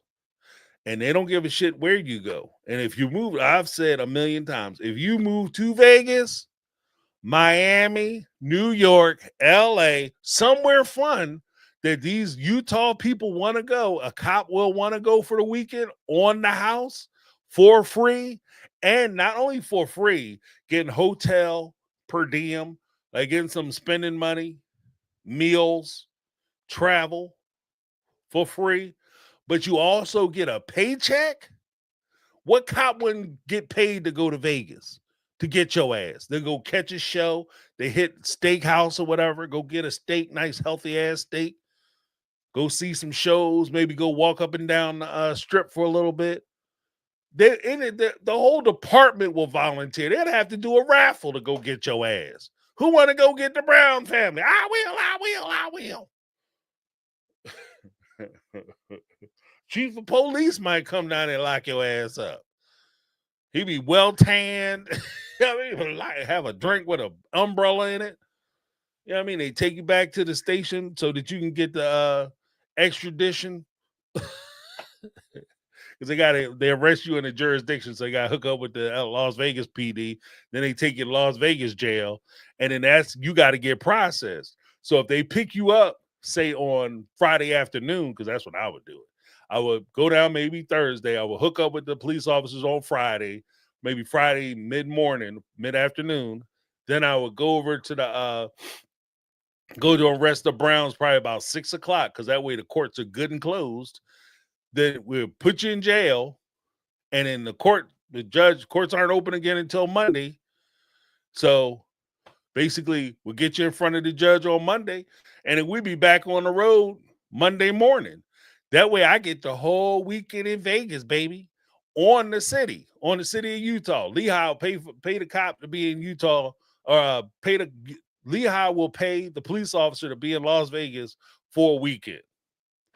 So yeah, they will come get you. Yes. So that was a dumbass lie.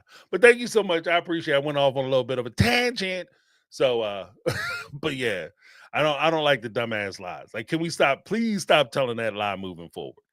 Because there's no way. If a cop wants you, if the district attorney wants you, all they have to do is go to, if they have probable cause which would be easy because you have a TV show where you essentially admit to the crime.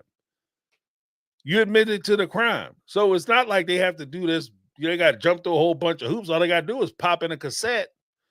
Back then it was like VHS. Pop in a VHS tape, hit the play button, or they could have got the season. Hit the play button, Your Honor. Here's the Sister Wives on Oprah. And they, yes, I'm a polygamist. Screw Lehigh. And then just swear on a warrant. And then, like I said, Friday evening, you'll be in jail and you get to sleep on them hard ass rock couches or cots for the weekend. So, but let me give you a little something. Thank you so much, Brenda. Appreciate you. And then one more. Mary Ann 625. $5 super chat. Hey James, concerning Cody and finances, in my mind, Cody quit the church because he didn't want to tithe with the sweet sister wife money. That's possible. I never really considered that, but that's an excellent point. That's an excellent point. You making more money than you ever made in your life, and here come the church talking about they want their 10%. And it's funny to me, and even on that point, it's funny to me that that's the thing that breaks your snaps you out of the cult. They programmed your ass like this whole time. Like that's the excuse. Like, oh, I've been programmed by the cult. I was fooled. And the second they start talking about like, you gonna marry these women? Yes, I'm gonna marry these women. You gonna have a bunch of kids you can't afford? Yes, because the program is working. Yes, that's what's gonna happen. Hey, you gonna pay 10% of all your money? Yeah, what? 10% of what? Huh? Oh, hell no. Hell no. This is ridiculous. This is some kind of scam. I can't do that. But good point. I never really thought about that. Yeah, it's an excellent point. All of a sudden, that's the shit that snapped his ass out of it. How much? And if that church is half as direct, we'll say direct, because I don't want to disrespect a bunch of people I don't know. If that church is half as direct as I think they are, I'm sure they had no problem telling Cody exactly how much money that they should be getting. They remind me of like them super churches. They want to see, like they have churches, and I didn't realize this. Somebody told me this who attended one of these like mega churches or whatever. And apparently at some of these mega churches, in order for you to sit in certain places, you have to tithe a certain amount. That's how you get to, basically it's like getting good seats. And some of these mega churches, they want to see your W-2. They want to know exactly how much money you get paid, so they know exactly how much money you should be paying. And I can see this church. I can see the AUB, like where them W-2s at. And they go like, what? When they get that, because they're not even sending out envelopes. They sending out a straight up bill. Okay, they send out a straight up bill. Yeah, you need to get this for the building fund. Like y'all motherfuckers ain't put a doorknob on this building since 1804. Are you talking about the building fund? We got holes in the roof. You like, oh, that's just easier access to the Lord. The prayers go through the hole in the roof. Like Sister Jane got a stiff neck because she getting rained on because her seat right in the pew is right under the hole. But y'all sure as hell take that 10% out of our check every week. What happened? Yeah, so I didn't think of that. Good point. Let me give you a little clap and clap. Applause. Excellent point, Meri.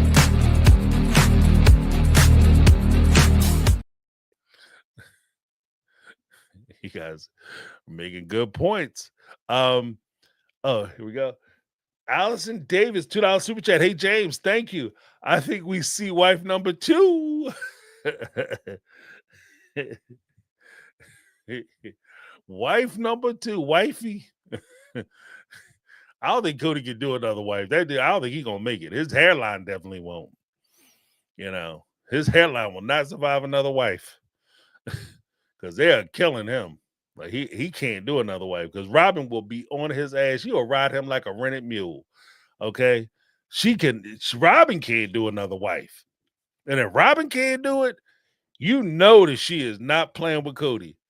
And as soon as he do something that she don't like, I had heard before that Robyn, they were complaining to Robyn about some of the stuff that was going on as far as the money. And I had heard before that she had threatened the family with divorcing Cody and taking a lot of the money out. And I can see a situation where he's talking about he want to get married and, you know, get back in the polygamy life. And I can see her threatening him, especially if he gets somebody he likes. Like if he go out and get himself a little treat, Robyn, I will divorce your ass. I will divorce you. So we shall see. I don't know. I don't know. Cody sounds like he's happy with the monogamy stuff, so we'll see. I will say this. He seemed like he happy with the monogamy stuff up until the times TLC start. Well, you know, it's called Sister Wives, and since nobody's practicing polygamy anymore, we might have to cancel the show. Cody ass will have a wife within 2 months. Not even 2 months, probably 2 weeks. He'll be down passing out flyers. You want to be a wife? Want to be on TV? Let me know. Hit me up. So thank you so much for the super chat. All right. Tryst or treat? Hello. Tryst or treat?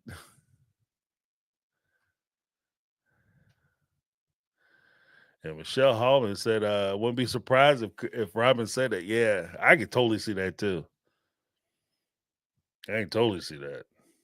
Oh, you get another one if you want. You see what happened to you. You guys be sitting around here eating ramen noodles. No, even worse, Cody be stapling them to the top of his head because he can't afford the damn stylist no more. Oh man, that'd be terrible. It'd be terrible. But at the same time, all I'm gonna say about that, you should have known what it was when you married her. Because anybody could have told you that. A blind man could have told you that. Saw that coming. You piss her off, she gonna take you. All right, so I'm gonna drop the link in the chat. The link has been dropped. The link has been dropped. It's pinned to the top of the chat box. We're gonna bring some folks in, let them comment on some things, just to let you guys know. We're not gonna do a 5-hour live tonight. So if you come in, I don't mind folks coming in. Want to invite everybody to come in, have a good time. But the only thing I would ask is if we could maybe give me a hot take. Give me a hot take on your call. So when you call in, have your subject that you want to talk about.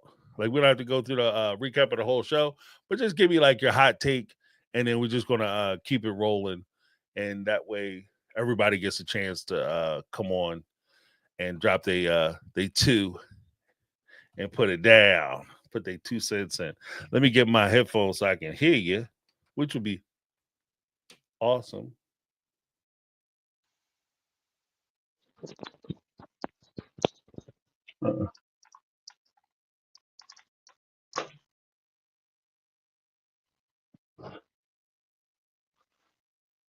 All right. There you go. Lizzie B, remember when you call in to be kind to our host mods in the chat. Enjoy the discussion and have fun. There you go.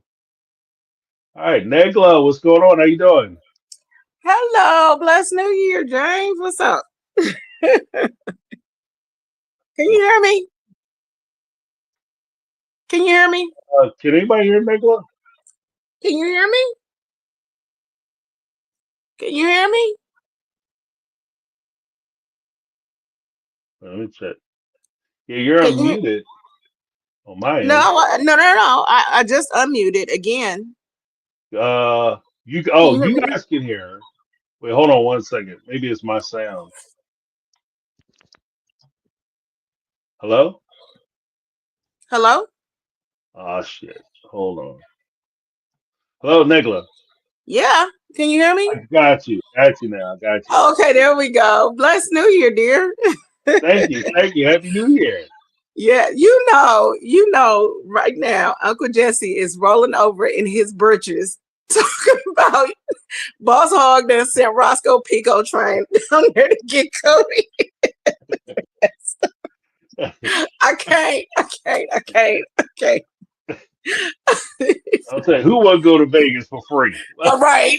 You know. I could see him driving down. He gonna take the long white caddy with that mud horns on the front. Oh my God, that is not what I called for, but I could not help that one. But you know what? It's weird. So my husband and I's 5th wedding anniversary is on the 19th. And in the very beginning, when you were talking about I couldn't help, you were talking about how, you know, Robert would leave hold on, her name is not Robert, sorry. The Holy Cow is the Holy Cow. I think it's the Holy Cow, yes. Yeah. The Holy Cow would leave Lord Fauntleroy, you know, let him get disfigured or, you know, what. And you know what? He's just as shallow because he would leave her if she, you know, gained weight or, you know, lost a limb or what have. I mean, they're both, their relationship is so transactional as that. And it just really made me think, you know, I mean, my husband and I have been through, like, he's had a colon or permanent ostomy. He was on life support last year. We've lost parents. I mean, we have been through, like, you know, in the little time that, you know, 5/6 years is, you know, short. I'm sure compared to you and your wife, you know, and in the little time that we've been together, and we've been through so much, but we're still together. And I still look at him every morning, and I want to be with him, and I want to, I don't look at ways to kind of exploit our love. I don't look at ways to kind of like constantly come up with it's almost like they're constantly trying to come up with storylines and things like that. And just their relationship is transactional. And I don't see how that is going to be sustained. And I don't wish that on anybody. But I just, you know, I mean, I'm not trying to bring a damper on anything because you done have me in stitches all night. But it's just, you know, it's just kind of like, I mean, marriage is a sacred thing, and marriage is you just don't play with it. You know, they believe that they're going to go to some temple or whatever whatever planet. I don't know what their, you know, whatever their beliefs are now, but either way, you know, a lot of people believe that in the afterlife you're going to be with your spouse. You're going to be reunited with your spouse. Do you really want to spend forever with this person? She ain't going to look like a Guess Jeans model when she, you know, when she passes. You ain't going to have but 2-3 strands of ramen noodles, you know, when you pass. You know, you're not gonna have that, but them big hard pecs or whatever. But you know what? Oh, and I'm gonna leave you this last thing. I bet you anything he was when he threw that helmet and broke it. I bet you anything he was thinking, "Damn it, Meri, it's your fault." I know that's what he said. Look what you did. I know, right? It was Meri's fault. What? That's probably the crazy part is. That's probably what he missed about the OG3 the most is the fact that he could do something and just go in the house and get them and blame them. Look, I told you and the reason why I was upset is because of something you said. That's why I threw my helmet on the ground and broke it. Exactly. And I'm gonna tell you a little side note. I didn't think about it till you just said it. If you could throw a helmet on the ground and break it, then it ain't gonna do jack shit if a tree fall on your ass. Like you fresh out of luck if a tree fall on you. That helmet is doing nothing. Oh my God.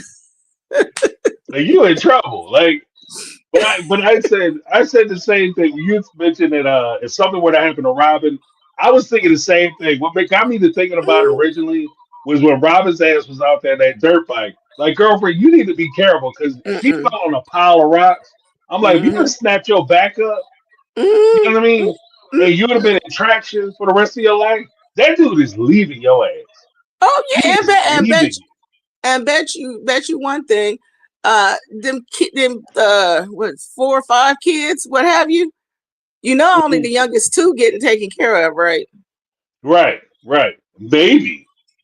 They're With her. kids. Maybe. Yeah, well, look, your mom. well, and you know what? And you're right. Maybe, perhaps. Well, no, by his new wife. Now, if he get lucky enough to find a wife, yeah, he gonna spring them off on him. But you know what? That's a good point. Maybe. Yeah, maybe. Like, I don't know. He might do one of them Jones where he be like, look, your mom was in there. I'm gonna go off with new one.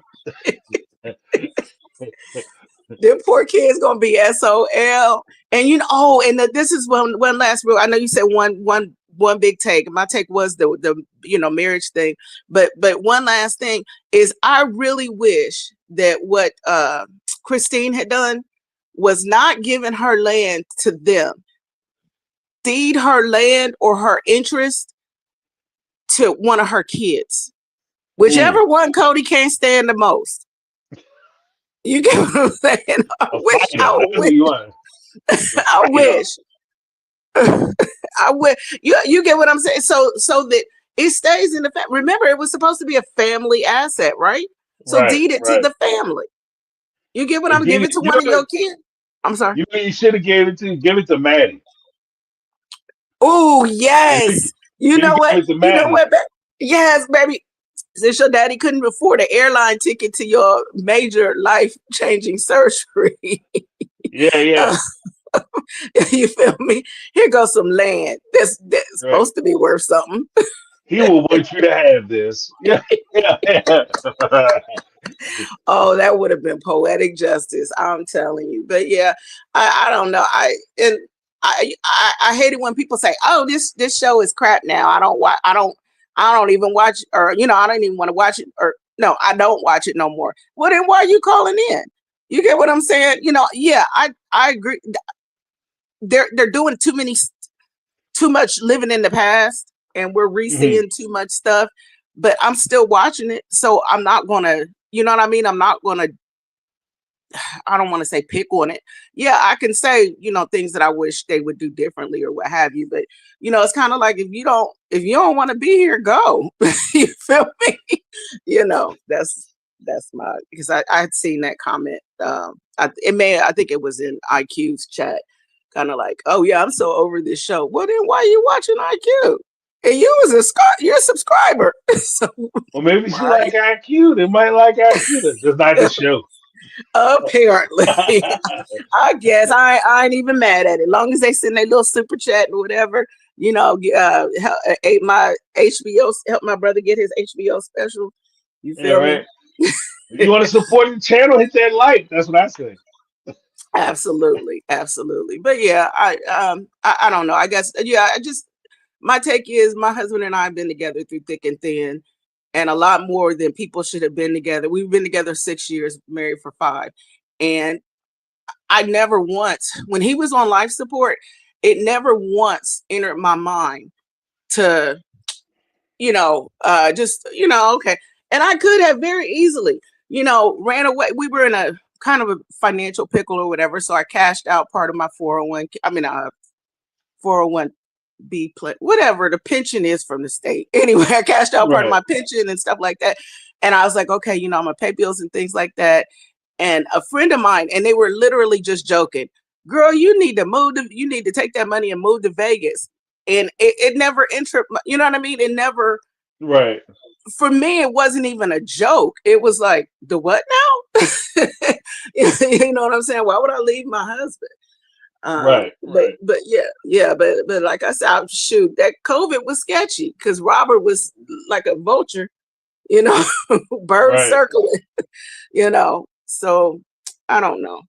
But anyway, dear, I pray that you have a wonderful, blessed new year. And just keep it up. I'm enjoying the show, loving the show. All of my faves in the chat, love you all. And I don't know. I appreciate it. You have a fantastic evening. Thanks for calling in. Take care. Have a good night. All right. Bye-bye. That's an excellent point. Like they're going to hitting it on the balls. Hitting them on the balls. She's hitting the nail on the head is what I meant to say. Woo. That was crazy. Polls. um, yeah, I mean, look, if you go down, like, because when I saw Robyn hit up back on that thing, I was like, oh, girlfriend, if you get jacked up, you are single. Okay? You are single. So if you're in that type of situation, I think the very subtle difference is that when a lot of people get married, most people get married, you're looking to somebody to build a life with. Okay? When these folks, it just strikes me that when these folks got married, they were looking for somebody to make their life, right? So that they could have a life, so that they could have access to a life, the life and lifestyle that they wanted. So they didn't marry a person to build a life. They married a person to build a lifestyle, which is very different. It was very different. So you want somebody who looks a certain way, dresses a certain way, has a certain uh financial outcome or outlook, somebody who looks a certain way so that you can put them on your arm and impress somebody else. That's a lifestyle. That's not a life. So if you can't provide that lifestyle anymore, then you're gone.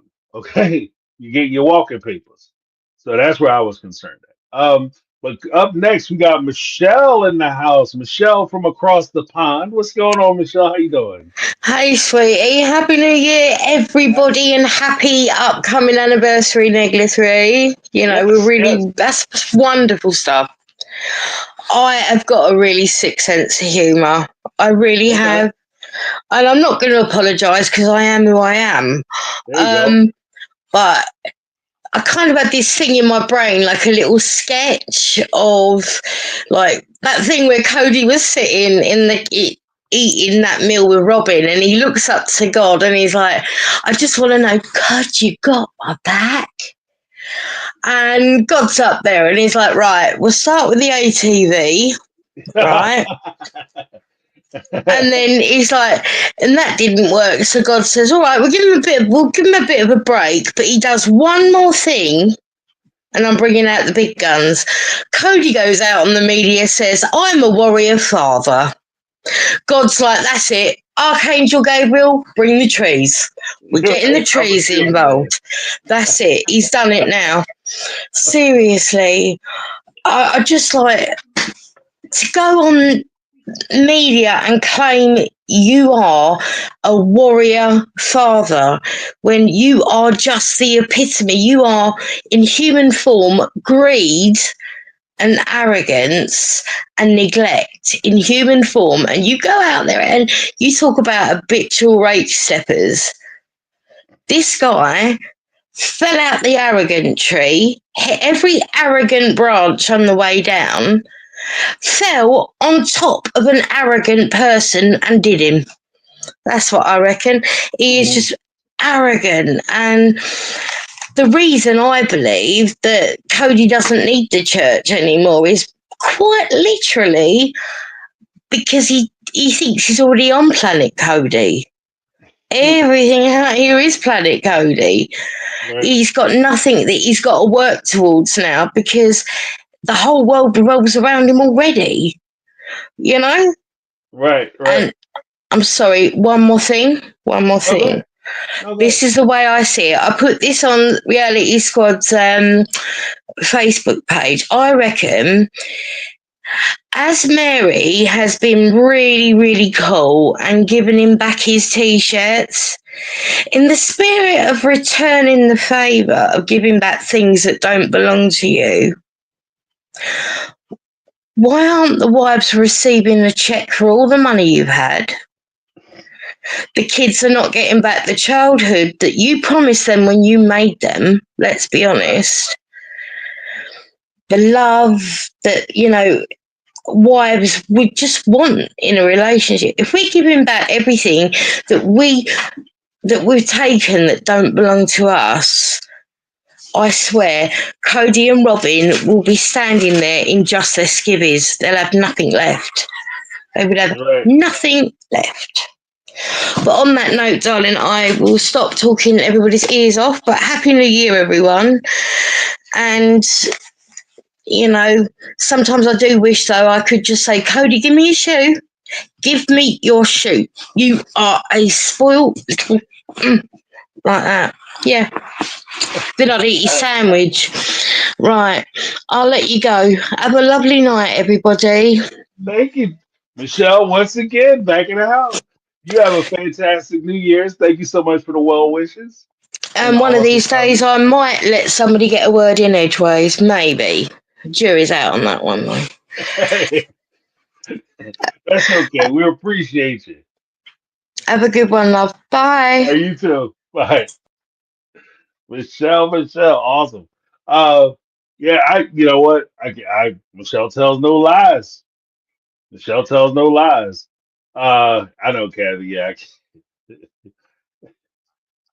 somebody said something. I saw it cross my circuits up.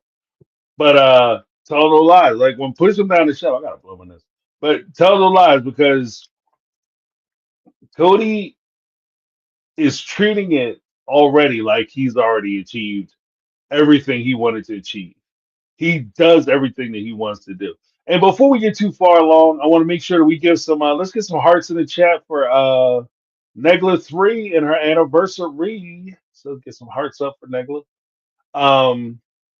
That's awesome. I love to hear love stories. Makes me hot. Makes me have faith in humanity after watching this damn show. This show make you start questioning people, you know. You know, you're like, what's going on? What's happening in the world? But you know, you hear people like Michelle, people like Negla, you know, coming out telling their stories. Even Teresa sharing things about themselves. Like that's how people are supposed to work. That's how people are supposed to think. Like I read through the chat, like folks have like common sense. I appreciate that, and that's part of the reason why I do these shows, especially as the after show, because I feel like when I was watching the show, even maybe last year before I started doing the lives or whatever, you been sitting there watching it and I got a vent. And if you have people who don't watch the show, you like, man, you ain't gonna believe this foolishness. Nobody believes that this is what's actually happening. So that's why I think that this is it's kind of a way for you to decompress, de-stress, clear the palate so we can move on with our weeks. Because some of this stuff is just like tonight wasn't bad. Tonight wasn't bad. I mean, it was like just tomfoolery, dumb shit. Like, oh, I'm gonna cut a tree down and I'm not going out. Apparently, I have no skills to do this. How hard could it be?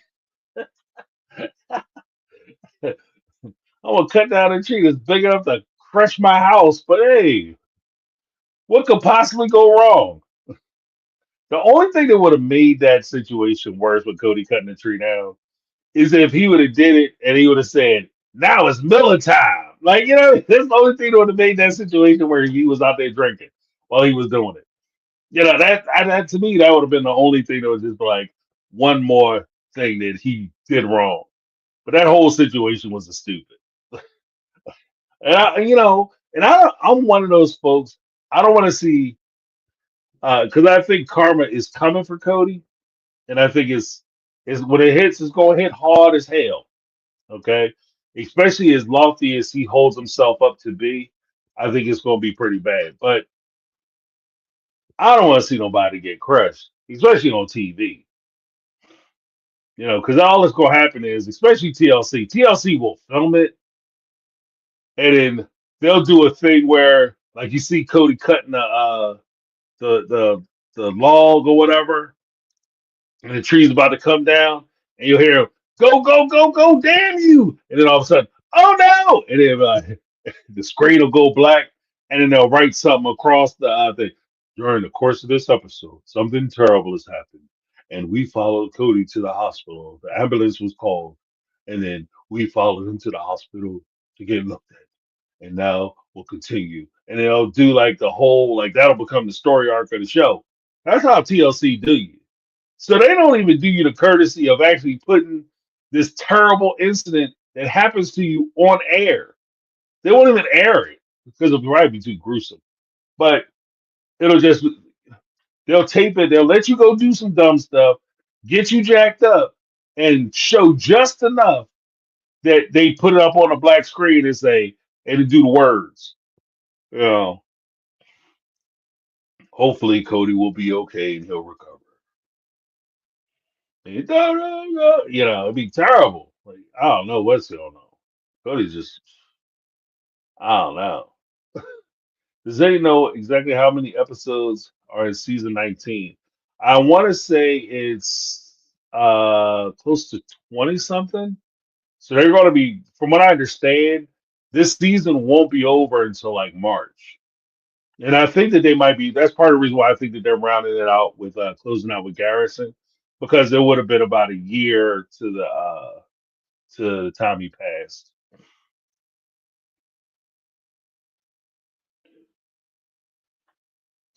Cody sees the Grim Reaper with a high tip of 99.3. I don't feel so good. I'm 0.1 over. I have a fever. Doesn't quite qualify.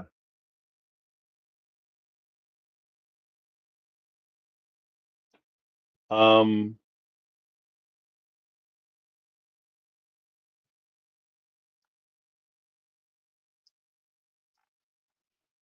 I should tell him. What is it? I haven't seen it yet, but Cody's for sure selling that lumber. Several episodes, he is down in trees or cutting up wood. Yeah, yeah, and he's been doing that for a few seasons now. He's been cutting wood and all that, and so yeah, I think he's got a little business going. I think he's making money off the back of the sister wives. That's my shoe. What's up? Yeah, I think he's making money off the back of the sister wives. So his death like experience. All right. Going for that last kidney. Yeah, but tonight's episode, like I said, I'm gonna wrap it up. Uh GG. Did anyone else have visions of Leatherface spinning and grunting with the chainsaw? I'll tell you what, if that tree would have fell on his ass, he would have been Leatherface. You know, he'd have been in trouble. Uh yeah, so like tonight's episode, overall, my overall take on tonight's episode, I think it was basically Christine's wedding special part two. I do think that it's kind of a filler episode, and maybe it's a spacing episode from the respect of they're trying to give you a time frame when everything happens. So people who watch the show and are fans and understand like the timelines a little better, you understand that she got married in October of last year or year before last. I guess year before last, 2 years before last, because it was October of 23 she got married. Then in 24 is when Big G's passed. So March of 24. So you're looking at about what is it, 6 months from the time that things that had occurred. So within that 6 month time period, there's a good amount of real estate that they can cover. And then that puts you right into what would be the end of season 19 and then the beginning of the taping for season 20 because they're taping season 20 now. So I think we're catching up we'll be right on pace as it moves forward. And I'm going to credit the new production team with a lot of this because I think they're the ones who are the pushing to make sure that everything gets caught up to where it should be so that we can actually get a show because it's too much. Like what's killing Sister Wives in addition to them kind of recapping things and what's adding to the feeling of them recapping is the idea that so much has happened because things will happen and they're so far behind that when things happen, we'll talk about it online and we'll talk about it either on my channel or other channels. We'll talk about it and they might even talk about it on People. And so by the time they air it on Sister Wives, we've already talked about it up, left, sideways, back and forth. So by the time it airs on Sister Wives, we've already seen it, talked about it, and we're aware of it. So they're not doing themselves any favor, because how do you have new episodes that feel like reruns? And this is why you have new episodes that feel like reruns, because of that effect. But we got a little something something from Teresa Skinner in the house of the 1999 super sticker. Thank you so much, Teresa. Like I said, Teresa's a soldier. She be in there. If you ever want to talk to Teresa, Teresa is in the chat. Teresa, Kathy Ferrer. There's some other folks who come in, and they are in the chat having conversations, talking about the episode as the episode is going, and sometimes a little bit before. So if you once the notification comes up, if you guys want to log on to it or just hit it, you can come in. If you come in at 9 o'clock or so, there's people around, and they're talking about the episode. Teresa's one of those folks, so I want to give a big shout out to her. Thank you so much, Teresa, for all your support. Appreciate you. Let me give you a little something.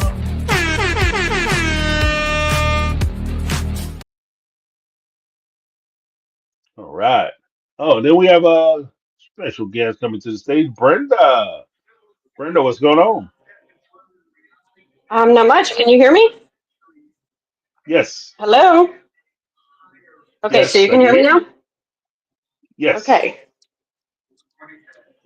All right.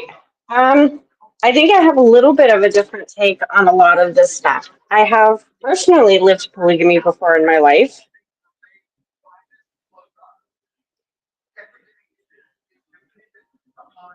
Okay. Hello? Hello? Yes. Can you not hear me? I heard you say you've lived polygamy before. I think you cut off. Yes, I have. I have lived polygamy before. Okay. So what was So your I take? apologize. I'm hearing everything that is said, and then like 15 seconds later, I'm hearing it again in the background. Oh, do you have me up on your? Because if you use just the link and you disconnect from the, I guess the live, that way you won't get the echo. Okay, so how do I disconnect from the live? I apologize. No, it's no worries. Did you go? You're on the link through StreamYard? Correct, I am. Okay, and do you still have the YouTube open? The YouTube page open? I don't believe so.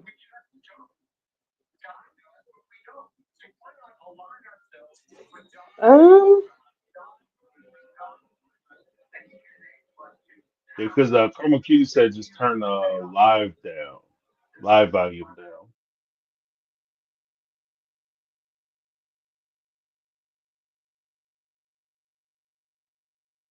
Kikalika, just mute your screen.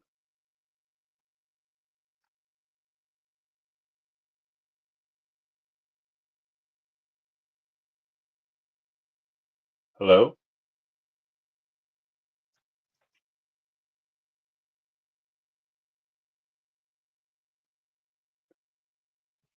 Alexandra PF, it's fun getting people's real-time reaction to the show. I would love to hear James watch an episode and have his instant reactions. A lot of cussing. Hello? Brenda?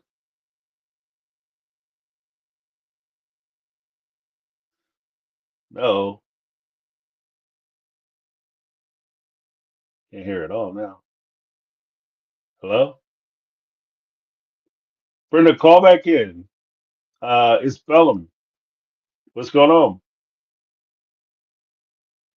Hello?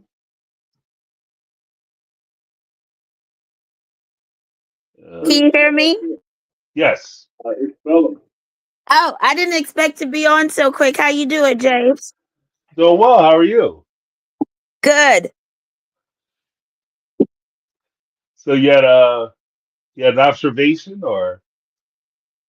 Well, I think I have the echo here.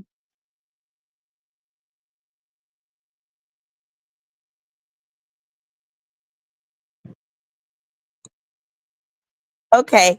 Well, I was gonna say, what happened in this episode? Is this the episode that Cody almost cut down the tree? Yes.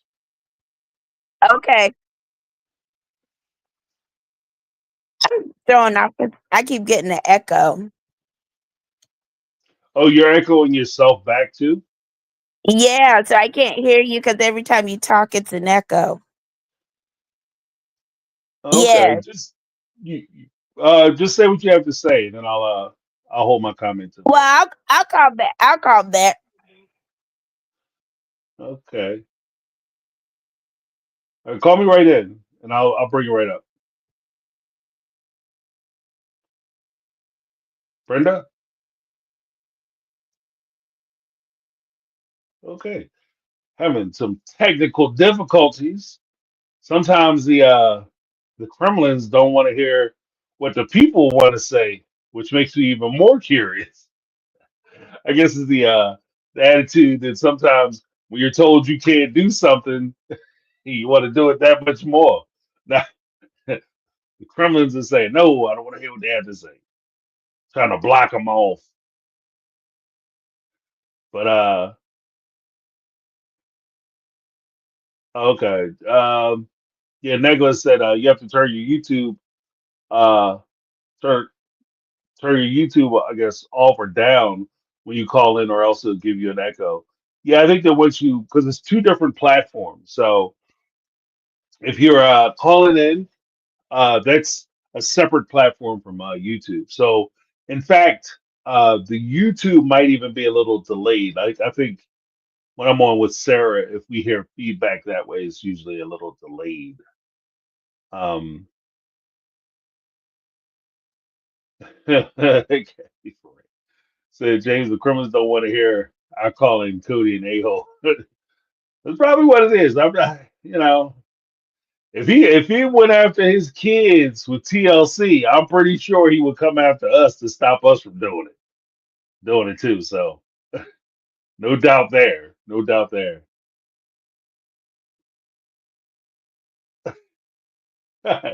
Teresa's get his sticker, super stickers also. Says gold, yeah. um, yeah, I don't know, guys. Looks like my calling isn't cooperating this evening, but that's okay. I appreciate everybody trying to call in. Uh, you guys want to call back in? I got some open slots. I'll take your calls.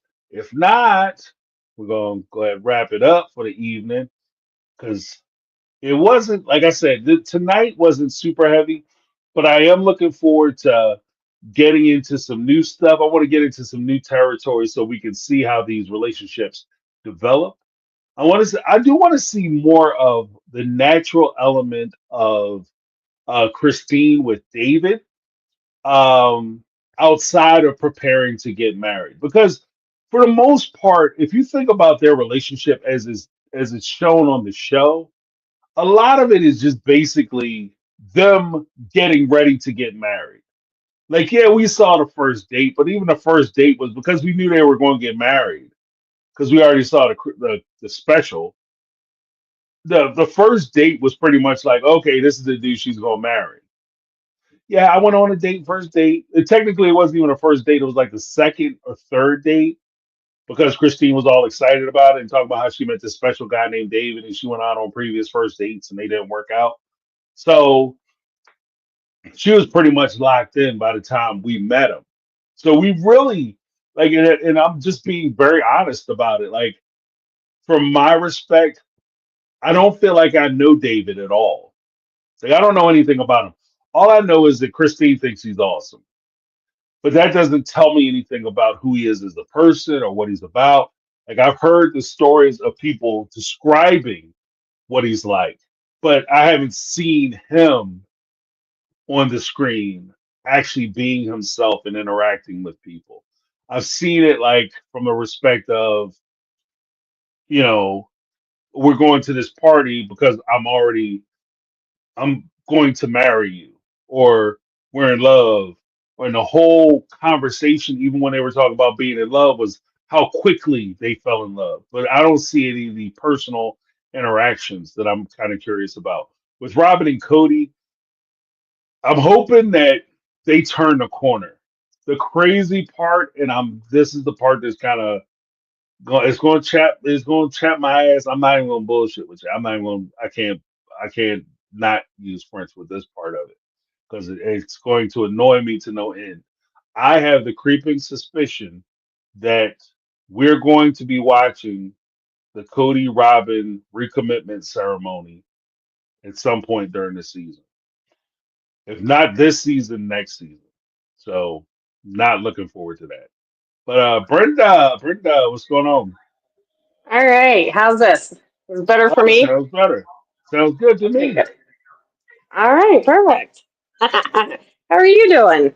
Doing well, doing well. I've been watching your channel for a while now, Okay. kind of quietly in the shadows. Um, I do have a little bit of a different take on some of the stuff that gets to be said. I'm Okay. not a Robyn and Cody fan. I do believe that Robyn believes that she's encouraging Cody to fix these relationships, but undermining them in every way possible behind closed doors, if that makes sense. Yes. So she's standing here and saying, when I get judged, I know what I've done, you know, but the minute that they're alone, they have their own personal truth that they share with each other in their eyes that supersedes anything that she says in front of the camera. Right. So, I mean, I don't know how to explain how I can feel when people are being dishonest in what they're doing. It's just a talent of mine. I don't know what you would call it. But when just to be clear, when I lived in a relationship, it was not a religious standpoint. It was, well, I don't know how to explain it other than I had my boyfriend and his wife. Okay. So it basically could be easily described as most easily described as an alternative lifestyle choice as opposed Yeah. to a religious decision. Yes. So I didn't have anything religious behind me pushing. There wasn't all of these weird rules that Robyn seems to be coming up with. And if you ever notice sitting on the couch, she probably is the one that laid out 90% of the rules. Like anytime she talked, she was talking about a rule in the earlier seasons. Whereas in the wives, we're all talking about, this is life, this is what we're doing, this, that, and the other. Whereas in Robyn was talking about these are the rules to polygamy, and like she subtly changed the rules on everybody. Throughout the first part of the seasons. Yeah, I don't know how else to, and we're all finding out the truth, which we all knew anyway, is that Cody preferred her for whatever reason he prefers her. Right. Whether it's because she's skinny, she's the diesel Jeep model, she's obviously the one that's the most submissive to him, face to face. And who knows what she does behind his back, because she can be kind of harsh sometimes on the couches. But, Right. Well, I mean, I think that early on, when Robyn was talking in more of an authoritative tone, she wanted to participate in a lot of the discussions. But the problem that she had was she wasn't speaking from experience, but merely from a theoretical perspective. So I think she was a lot of the description that she provided for how she thought polygamy worked was from the theoretical perspective of this is how I imagined it would work. Like kind of basically what I'm doing when I say, oh, this is how I would imagine that this is what it is. The only subtle difference is that I'm being honest with the fact that I'm not in a polygamous relationship. Whereas she was trying to take the position that she was an authority on polygamy because of her experience, which was none, because Cody was in fact her first polygamous relationship. Right. Well, So I mean, the only experience she had was the relationship that her mother and her stepdad had. That was her first, and their relationship didn't sound like the traditional polygamous relationship. It sounded a little more no, like the side chick. right, because that's the very subtle part of it is that when you consider polygamy, and I think I said it in one of my videos, is that sometimes you consider polygamy because people have an inherent sense of right and wrong and fairness. They believe that each wife would be treated equally, but polygamy and equality don't can be mutually exclusive. They don't have to be the same thing. They can be mutually exclusive. So you could have multiple wives and only have one that you actually like, you spend time with, and you actually show affection to. And even in from what I understand, in the AUB faith, they do have situations where people will marry. Like I was listening to Notes to Self 444, and they described a situation where in the AUB, they knew somebody who had married a mother and a daughter at the same time, like on the same day. They married a mother and a daughter, and they did it so that way you have a wife, so that you can get her into heaven, basically. Because women can't get in their faith, women can't get into heaven by themselves. They have to. The only way they can get into heaven is if they're tied to a man, if they're sealed to a man. So you have wives who will marry people not necessarily because they want to be their wives or they're being loved and all that. They're getting married because they're trying to get into heaven. In fact, they said that in some cases they do have full relationships because they also said that they knew somebody who had a wife and a mother who had their children on the same day from the same man. So the mom had her baby, she rolled over with her baby, and then the daughter jumped in the bed with her pregnancy or her labor, and she delivered her baby on the same day. So, I mean, Wow. yeah, it's deep, but yeah, I think that when Robyn talks about it, they don't want to talk about those type of stories in this show. So I don't think you really hear about that kind of stuff, I mean, because well, you do through mainstream media on occasion. On occasion, right, I'm not right, certainly not as often as it happens in this religion. I mean, just on the regular, like hmm it's standard practice. My situation, although I'm no longer in the situation, it was based off mutual agreements amongst the three of us. It wasn't a religious thing. I didn't, you know, but I understand the idea of competing and the idea of jealousy and that kind of stuff.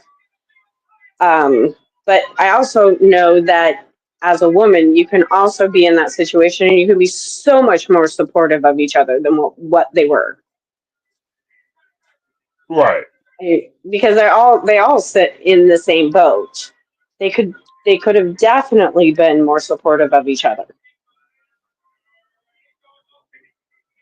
right. Well, I mean, I think that that's true, and it could be, but it also depends on how you enter the relationship.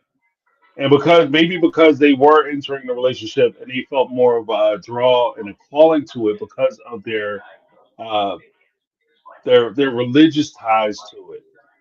So they felt as though this is something I have to do, which you know, it, it could create more of an issue because you don't necessarily want to do it or participate, but you feel like you have to. There's also a big part of it is how Cody cultivated these relationships and how he orchestrated the relationships from his end. Because if Cody or somebody in this situation, the lazy man way to do it, I've always held that the lazy man way to do it would be to turn the wives against each other so that way it lowers your expectations as far as what's expected of you. So if I have Right. three ladies and I have all of them fighting, and they never really focus on our relationships because they're always mad at each other and trying to get at each other, then there's no pressure on me as far as my participation, the time I spend or who I spend it with. If I spend more time with my third wife than I do with my first wife, they're not mad at me. They're mad at each other and they're arguing with each other, which takes me out of the loop. I don't have to worry about it. Whereas if I was the type of person who wanted everybody to be on the same page and to actually achieve some type of equality in those relationships, then what that opens the door for is that I might find myself in a situation where if I had three wives, I have three women who are agreeing with one another and taking each other's side and each other's backs. And when they come and talk to me, I'm not dealing with just one. I'm dealing with a whole front in the homestead. So, like I said, I think that there's also that problem that Cody had, where even to this day, he still triangulates a lot of the blame, a lot of the accusations, a lot of the hard feelings. He still tries to channel that, even though he's in a monogamous relationship now for the most part. He's still bringing up Christine and Janelle. They've been gone for like a year. Christine is married to somebody else. He's still talking about Christine and how she was. You know what I mean? Yeah, his ego is really having a hard time accepting all of his decisions. I just think that he believes that none of them would have ever left, no matter what he did. Right. Well, because it's hard to imagine somebody would inconvenience you, especially when you spent the last 30 years with everybody bending over backwards and breaking themselves to convenience you. So if this is a new experience for him, he never had to fight, and that's part of the problem too. He never had to fight for any of these women. So he doesn't. The sad part is because even if he wanted to get them back, he doesn't know how to because he never had to. Yeah, I mean, essentially, they handed themselves over in the very beginning. Right. Because they knew they had to attach themselves to somebody, and they're like, oh, this is my, I think this is my best choice I have available. And I think that he really was fairly equitable with time up until Robyn, up until he put it on the TV. Mm-hmm. Just saying. And then as soon as he put it on TV, then he started being very inequitable to everybody, except for obviously Robyn. Right. So, I mean, because the way it sounds, I mean, from the way the kids talk about it, like this going on TV, pre-Robyn, when it was just the family, that the kids didn't feel like he was avoiding any of their mothers. Kind of like they started feeling after Robyn came into the picture. Right. So I think at that time he was being equitable with his time. Well, that's what they said, but then it came out later that he was showing favoritism. Like was he? There's kind of a split difference in how the sister wives portrayed the show in the beginning of the series.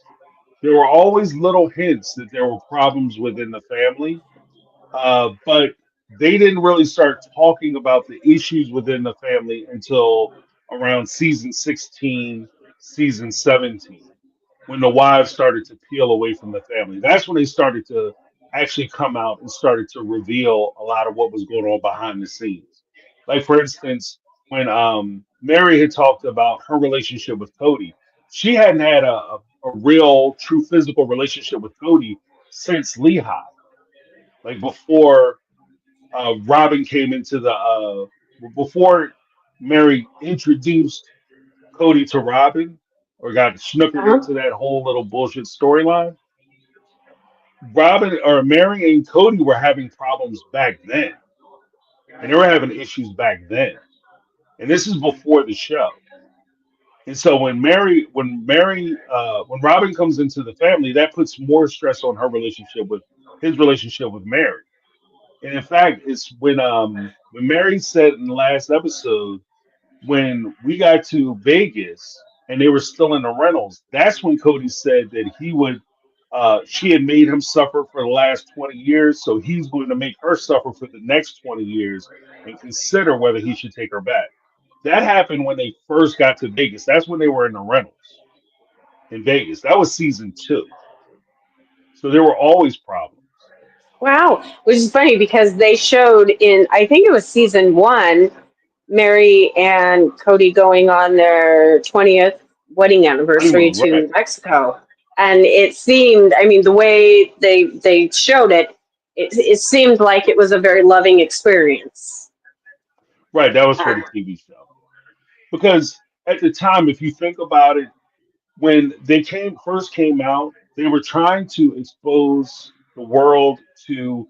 They were basically Cody and the sister wives, the Brown family. They were trying to be the ambassadors to polygamy when they first came out. So you can't come out and say that, yeah, I'm having a problem with my oldest wife, not so much in age, but in time of relationship. I'm having a Right. problem with my first wife, so I'm going to go out and get a woman who is 15 years her junior, and I'm going to focus my attention on her because the public would have responded, rightly or wrongly. Typically, the public would have responded, well, why the hell are you getting a new wife when you need to work on your old relationships? That's why in the first episode, Cody made a big deal or a big production of God figures that if you do well with one wife, he'll give you a second wife. So I must be doing pretty good because now he's giving me 4. He's blessed me with 3 and he's about to give me a 4th wife because I'm good at marriage. That's what he had said in the very first episode when we met Cody in the Lexus when he was doing his little introduction in the Lexus. So the whole idea, and part of the reason why Robyn has been making such a big deal or big production of, and this is why I think that it's also a lie at this stage that Meri introduced or insisted that Robyn join the family. Because if Cody were to meet Robyn in church, sans the other wives, sans Meri, and he started to pursue her, then he becomes the creepy dude who's hanging out in church trying to pick up young chicks. But if his wife goes out and finds another companion and brings her into the family, and as Cody had said earlier, oh, I was completely disgusted by the fact that she had children and she had been married before. She skeeved me out, is what he had said earlier when he talked about Robyn, right? And then we learned in this season that none of that was true because they were in love at first sight. But if he would have said that I met her, I loved her, and she was the one for me, and I pursued her, the country would have turned on him. It would have been a bloodbath. And that's why Robyn has always insisted that it was Meri who introduced her. Meri brought her in. Meri insisted that they start talking, and she had a great relationship and friendship with Meri. And that's how she entered into the family. That's why that storyline is so important. And even now with Robyn saying that she's trying to keep the family together, kind of what you were saying. Part of the reason why she has to say that she supported the sister wives because Robyn is the one that came into the family, broke the family up. She's a homewrecker. Oh yeah, absolutely, absolutely. Yes, I do have a question for you. Do you think that she was sincere when she was offering Meri to have a baby for her? No, she was never going to give that baby. No, that was a lie. Now, see, the great Martin Povich would say that was a lie. I think that she sincerely would have given birth to Meri's child, but I do not think that she would have handed it over to Meri. I think that would have been her ultimate control over Meri. I don't think she would have cared. Because to be honest with you, I don't think Cody would have allowed it. Why would Cody allow? Because if you really put it in a perspective, Cody didn't get along with Meri since the first season. Right, but he was pressuring her at that time to have a baby. Well, he said, "Do you want to go down?" He wasn't having sex with her, though. Well, yes, that's absolutely true. Yeah, so like the whole thing that they were saying was like, "Oh, we're struggling to have a baby, So why don't we go down and get artificial insemination? Yeah, you're going to struggle if you're not sleeping with her. It's going to be hard. Yeah. Dare I say impossible for you to Well, conceive I a mean, child that's if you are going over to artificial insemination's one way to do it without having to have sex with her. Yeah, but he couldn't even stand being around her. So there's no way. I just don't see a world where Cody is saying that he can't stand being around Meri and he decides that he wants to have a baby with her, which would have tied him to her. And I'll even accent it with this. It would have tied him to Meri for the next 18 years. And being as though they had a child together, do you know how hard it would have been for him to convince Meri after he gave her a child to then turn around and ask Meri for a divorce so that he can marry Robyn? Because I do think that the intention was always to get a divorce from Meri, but he had to figure a way to soft shoe her into the divorce so that Meri wouldn't get angry and try to take him to the cleaners and ask for alimony or a proper breakdown as far as the marital assets were concerned. Like, so I think that that's the Absolutely. dance that they had played. So he wasn't going to give her another baby because if Robyn would have carried a baby for him and she had a baby, there's no way Meri would have got a divorce. She wouldn't have gave her the divorce. I don't think she would have did it. So I think she offered it. I think part of the reason why Robyn offered it to her was so that she had that chick. So when Meri comes back and says, like, Meri, I remember when I offered to give you that baby and Cody decided that he didn't want to do it. He shot it down because you have to have both parties, agreeing to it. I Cody do. and Robyn would have to agree to it. It's not just Robyn and Meri's decision. Cody would have to agree Right. to it too. And there's no way Cody was going along with it. And why would Cody I give think, Meri Robyn's womb when he wanted to have more kids with Robyn? yeah, I do think Cody knew that Robyn was going to ask for that because she specifically asked Cody to have everybody go, and he's like, "Oh, okay, you're going to do it or make something." So Right. I think they were I both think he in was on in on it. it. Yeah, I think he was in on it. But I felt that there was something sinister. Like I couldn't quite put my finger on it, but I felt like something very sinister behind her offering this to Meri. Like it was a bait and switch or something. Right. Like Well, I mean, I what think she that was offering was really not what she was going to give her. right. Well, I mean, again, I think that the whole purpose of it was so that they have a deposit in the favor bank. So I was going to do that. I was going to do this for you. I offered to do this for you. It didn't work out. Aw shucks. But now I need a favor for you. And it's completely within your purview of whether you give me the favor or not. Because if you look at the structure of how things were offered, Robyn offered to carry the baby for Meri. Meri, I don't know him and harm. Then when Meri decided that, yes, I want to go through with it, Cody said, no, I'm not going to give you a baby. So then that clears Robyn because Robyn's not the one that turned her down and said, I wouldn't do it. And then even when Meri came back to Robyn and said, I told Cody that I was going to tell Cody I wanted to do it, Robyn didn't say, okay, let's go to Cody together and talk to Cody. She said, oh, for real? He didn't want to do it for real? Oh, wow, that's messed up. And that was the end of it. And I can tell you from watching Robyn early on, if it's something Robyn believed in, Robyn would have went to Cody. And she would have talked to Cody about it. And she could have pressured Cody into doing it if she was really that pressed about it. But I don't think it was in the cards. I don't think Meri was ever going to get that baby. And to be honest with you, I think it's extremely cruel that she offered it to her, knowing full well she wasn't going to do it. Yeah, I feel like it was. I mean, the whole situation was kind of cruel. She offered to do it, and then Cody was putting pressure on Meri to make the decision, but he was also going out of his way not to really spend any time with her.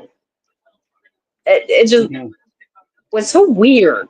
It was weird how all of that. It seems very manipulative and very sinister on their part. Right. Well, because that I'm glad that Meri did not take the bait on that. right. You also take into consideration that at that time, Cody wasn't spending any time in Mary's house. He didn't spend the night at Mary's house. So even though he was on a deed, he owned half of Mary's house, but he didn't spend any time there. So if she had a baby, she basically would have been a single parent because he wasn't going to spend time with her. He wasn't like he was going to start hanging out with her. So it was never. I don't think it was ever going to happen. You know, it was a nice offer, I guess, but I don't think it was ever going to happen. I feel like Robyn was just trying to find a way to lock Meri into the family. Well, because I don't think, because to be honest with you, I don't think they ever thought that any of them would ever leave. You know, I don't think they ever thought that any of them would ever leave. I think they took them for granted enough to where, like, even when Christine put Cody's stuff out in the garage, Cody had said that he thought it was a game. And there's a point where in season, I want to say it was season 17, where they had that first conversation where Cody went over to the house to talk to Christine, and then she was going to tell him that she was going to leave him, and he said, she said, well, I know his thing was, I know you want to be intimate with me, and you want to have those intimate moments, but I wasn't ready because you had to do blah blah blah blah blah. And Christine said, yeah, I was interested in having those intimate moments with you, but twice a year wasn't good enough. So it's not going to work. And he said, I know you're interested in having. She said, no, I was interested. And if you look at his face, it was at that moment he realized that he was in trouble. The whole time before that, it was a game, and he was playing it off. But when she said, I was interested in intimate relationship with you, and I'm not anymore, that's when it started to hit him that, oh crap, she's actually talking about leaving. I thought she was just playing around. Murder face. Yeah, that's what he That's got when you seen serious. his murder face. Right. Because he just wanted, at the end of the day, even then when she was talking about leaving, he was still trying to figure out how he was going to get his name on her house. And it didn't occur to him that she was actually going to leave. And he thought if he could take her house and take the money, strip the money away from her, so she didn't have any profit and she didn't have any walking money or spending money when she left, that he could have locked her in again. Like, so it was always a way that they thought he could keep the women locked into the relationship. Isn't that kind of a standard of practice in that religion, that if the wife walks away, she walks away with nothing? Yeah, typically. But usually because they don't have nothing to give. Like, if they all live in one house, it's very rare that you have somebody living, 4 independent homes that are paid for and in good standing. Like, it's, that was the odd thing. But I'm gonna have to move along. But I appreciate you calling in. It was fantastic talking to you. Yes, it was wonderful talking to you too. My problem is I work on Sundays. I'm a respiratory therapist. I'm actually at work right now. Oh, okay. Well, I can appreciate that, but thank you so much for calling and call back. I'll be we're always here on Sundays, so you're definitely welcome to call back. Alrighty, well, thank you. You have a wonderful night. Thank you. Take it easy. Awesome, Brenda killed it. That was a good conversation. Next up, we got Brittany. Now, Brittany in the house. What's going on, Brittany? You still abroad? You still living that big fancy life? Hello. What's happening? Can you hear me? Yes. Hello? Okay. Hello. Can you hear me? Yeah, I can hear you. You hear me? Okay. Yes, I can hear you now. The backstage is like, I think it's the app. The app is just janky. I think it's messing up everybody. Okay. Because I only heard bits and pieces of you and the last speaker, the last guest. Oh. But I wanted to piggyback on Robyn because she irritated me this episode, as she always does. But in regards to when they were talking about she was like, "Oh, I'm not surprised that we weren't invited. You know, we're always left out of everything." Yeah. As if it's like you're just like, "Girl, why would you want to go if nobody likes you?" I don't Right. I don't understand. I'm glad to not have to tell nobody no when they don't invite me to something. Do me that favor. I just don't understand why she's acting so hurt about it. Right. And Right. she's just disingenuous. And I think she's jealous. I think she's jealous. She really doesn't understand why the fans like specifically Janelle and Christine and they don't like her. And it's because even though Janelle and Christine, like they all perpetuated the lie about how great their marriages were and how great their family was and da da da da da da. They were Mm. still genuine people. Right. And Robyn has never been someone who is just genuine, you know? So in the talking head, she's like, you know, I'm just happy for Christine. And she can't even look in the camera and say it. Like you're Right. just like, no, you're not. No, you're not. You shouldn't have said anything. It would have been better to not say anything than to just sit here and lie in our face. I for what? Then she goes on, and I don't know what the producers asked her, but all of the wives were responding to, or at least Meri and Janelle were responding to how Meri liked to decorate, and that was her whole thing. She loved hosting and everything. And then Robyn goes on to say, like she doesn't address whether or not Meri likes to decorate. She goes on to talk about how, you know, well, we got to Flagstaff. That was right before COVID happened, and that just ruined everything.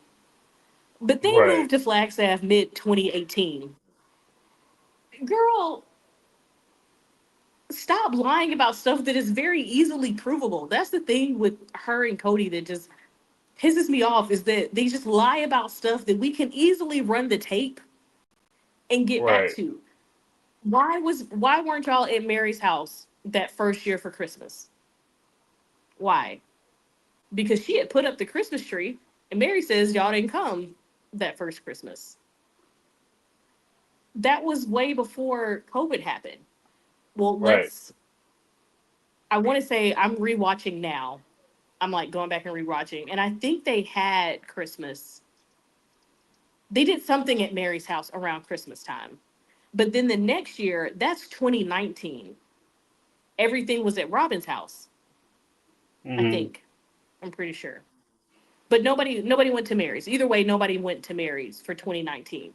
That's a good 3-4 months before COVID like really picked up here in the States. Like there were whispers about it around Christmas time. Like if you had any relatives overseas, they were talking about COVID and before we knew what it was called, but something that was going around overseas. Right. You were hearing about it then, but it did not become a big thing in the States until around February, March is when people really started worrying about it. So even then, that doesn't track about why from 2016, not 2016, 2018 to I'll give you New Year's Eve of 2019, why nobody was over Mm-hmm. at Meri's house. Right. You can't use COVID as that excuse. But she just wants to leave it at that. No, the truth is you don't like Meri, you never liked Meri, and you wanted her to keep her alienated as punishment for the catfish that you sent her way. Well, just because she sent the catfish, doesn't mean that Meri had to bite. So, Meri did not because have to even bite. She did not have yeah, to bite, she did but not I have to go am out with the Team Meri on catfish. the catfish. Just because she got tempted, don't mean Man, she had to fall for the temptation. mhm. The best part of the catfish to me, well, not the best part, but the craziest part of the catfish Mhm. situation is that after the catfish situation happened, they went to therapy. I don't know if you Mhm. remember, if they went to therapy right after that.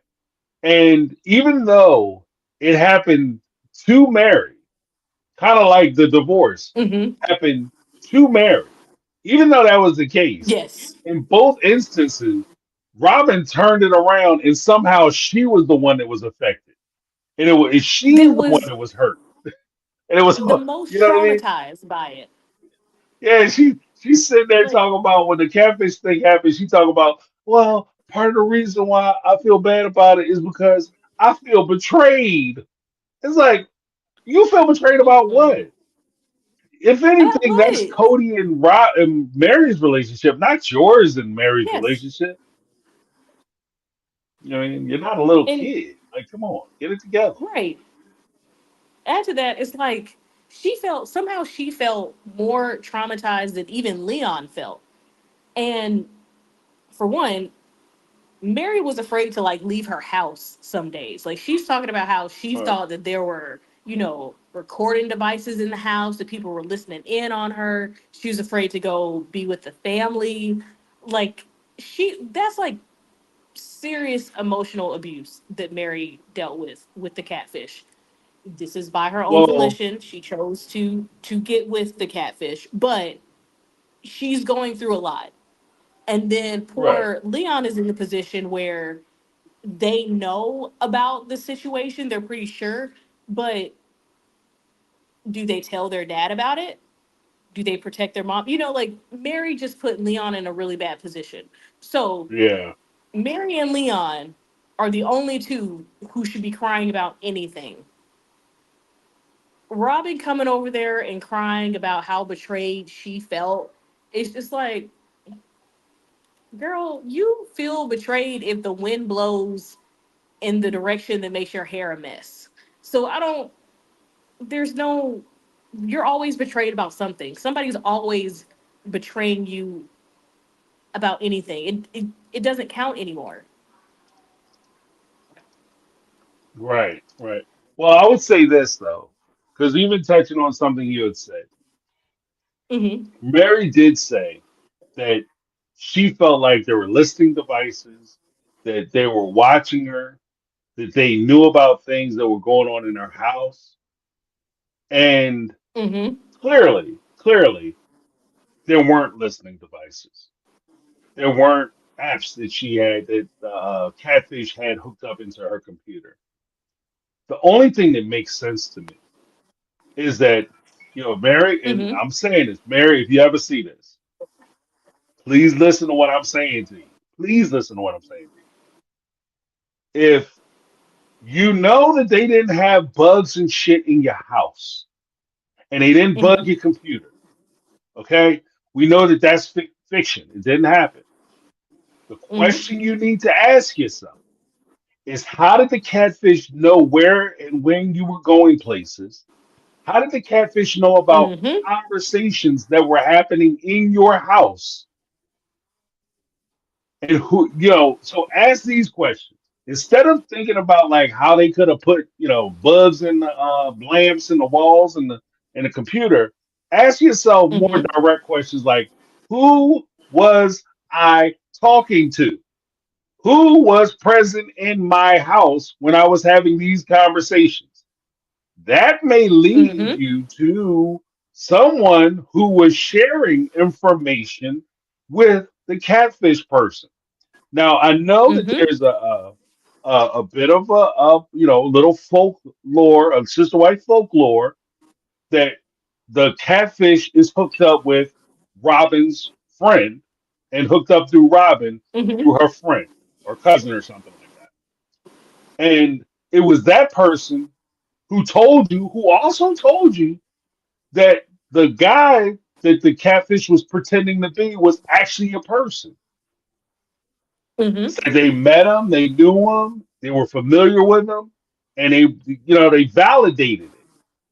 So with Yes. all that, I would just simply say, if I was horrified because I thought somebody was watching me, only to find out that there's no way this person could have watched me, which only means that somebody who I trusted and was Mm-hmm. talking to was sharing that information with the catfish person, I would Mm-hmm. be furious. Furious. Mm-hmm. And I'm just saying, look around, right? Look around. I I almost would said have that done the person who I suspect's named Robyn. Robyn. Yeah, Robyn. yeah. Absolutely. I don't want to Look name no around. names, but Robyn. Right. Absolutely. And I would have Allegedly. done more than right, allegedly. You know, for Right. legal purposes, I don't have any facts, and this is all supposition. Right. I'm just going on what you But saying, Mary. I suppose that Robyn really did it. So, you know, and Mm. I would have done more than burn up that junk journal. Like Yeah, honestly, yeah. these women need to catch flights and pull up to Robyn's house because they're being way too nice. Janelle is being way too nice about how her children were treated. Um, Christine is being way too nice about how her children have been treated. Mary's been too nice about how she's been treated. They all need to roll up and open up a can of whoop ass on both Cody and Robyn because that's the Mm. only way that they learn and tell them to keep their names out their mouth because it's at this point it's ridiculous, and especially Robyn getting on the screen like on Beyonce's internet every single week and telling bold-faced lies after bold-faced lie. It's just I can't. I don't like sitting back and not watching her get a black eye. That's too far. Mm. I don't like sitting here and watching her not get cussed out. There we go. We'll do that bit.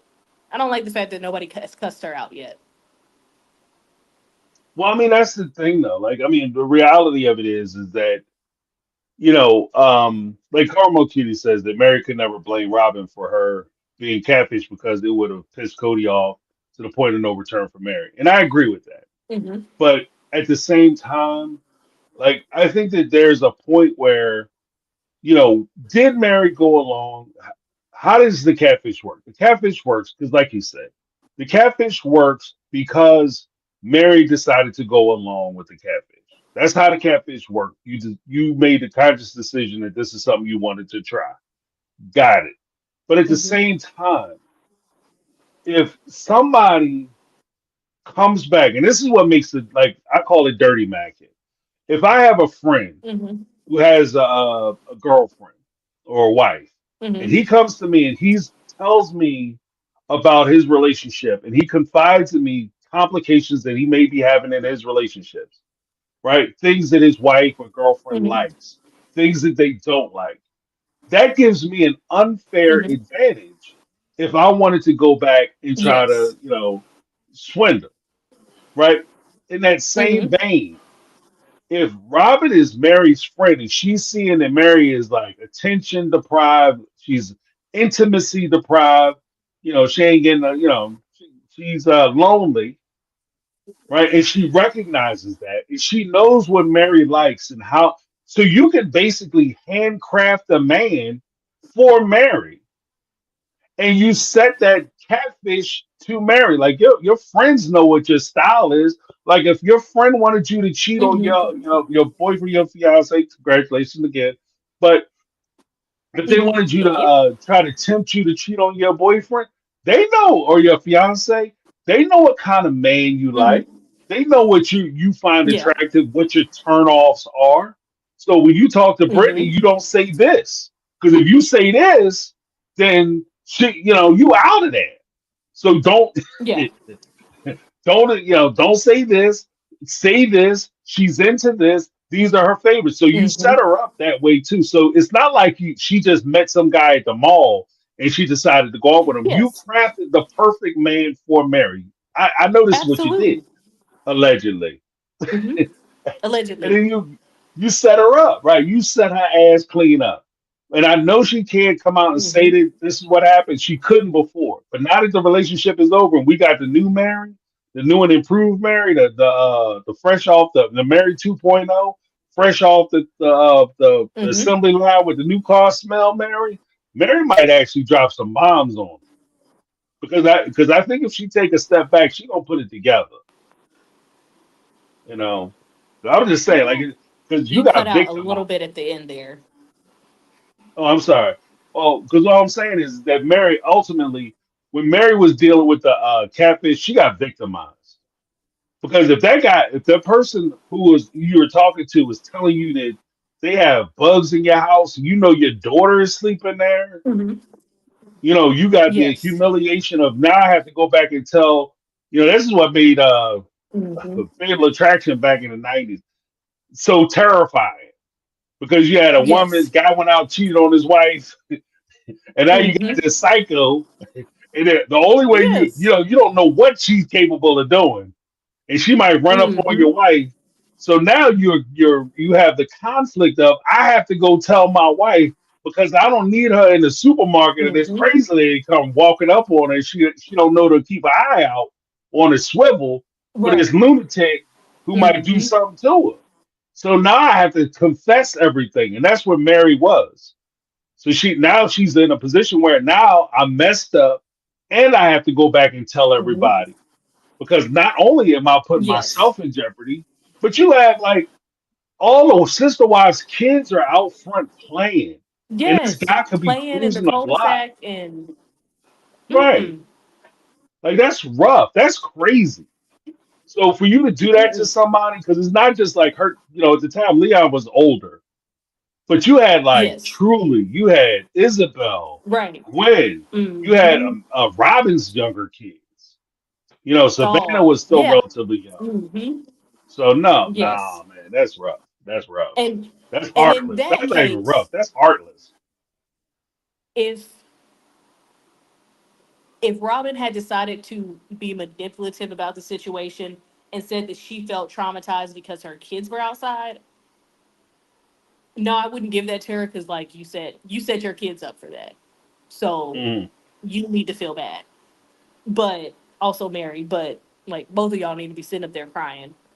But that I could understand where, like Christine and Janelle don't have too much sympathy from her for Meri because you what's going on between Meri and Cody is their business. And quite frankly, if I were Janelle or Christine, I would have been like, good for you. You should have cheated on that man. I wish he had been real. If Meri had been getting her back blown out for 6 months straight, and then all this had come out, I would have been proud of her. I would have cheered her Well, in on. fairness, when pushing out the show, Mary was gone. Like Yes, if we're gonna keep it all the way in stack, Mary was 100. gone. Like, if dude was real, she was out of there. It was. She was done. She was. She was absolutely. She was not gonna stick around. Yeah, and I Not don't gonna stick blame around. her. It I could have mean, it been is what it is. lackluster.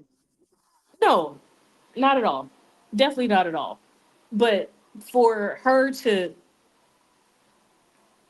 then for it to have not been real and then so now you're gullible and I don't understand. Because Janelle was saying she's just like Mary's. This isn't like Meri at all. I don't understand how she could have fallen for this. So not only do I not understand how you could have been tricked like this, but how you could have been tricked in a manner that put my children's safety in jeopardy. I I don't know. I don't know. But and someone said that Meri could have ended her relationship with Cody and that would have been the right thing to do. Yes, pink butterfly. Yes. Yeah. From a what's the name? The an ethical perspective, yes, that would have been the right thing to do. I am not ethical. I am all about get back. And as far as I'm concerned, Mm. you brought some new chick into this family under completely disingenuous circumstances.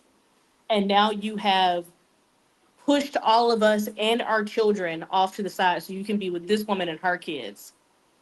I'm turning cartwheels over the next man. Absolutely. I'm gonna do it on film so that way you can watch it and you can cry about it. That's all we have to do because we at this point we have like 14 seasons of you doing cartwheels with Robyn. So no, I'm all about get back. I'm not gonna do the right thing in that situation.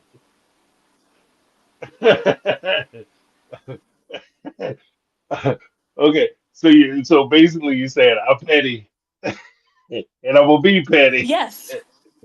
and we gonna roll with that. Yes. Well, I'll Absolutely say this. I'll pegging the say this. bell. Mhm. I'll say this. I see where because I've said pretty much the same thing.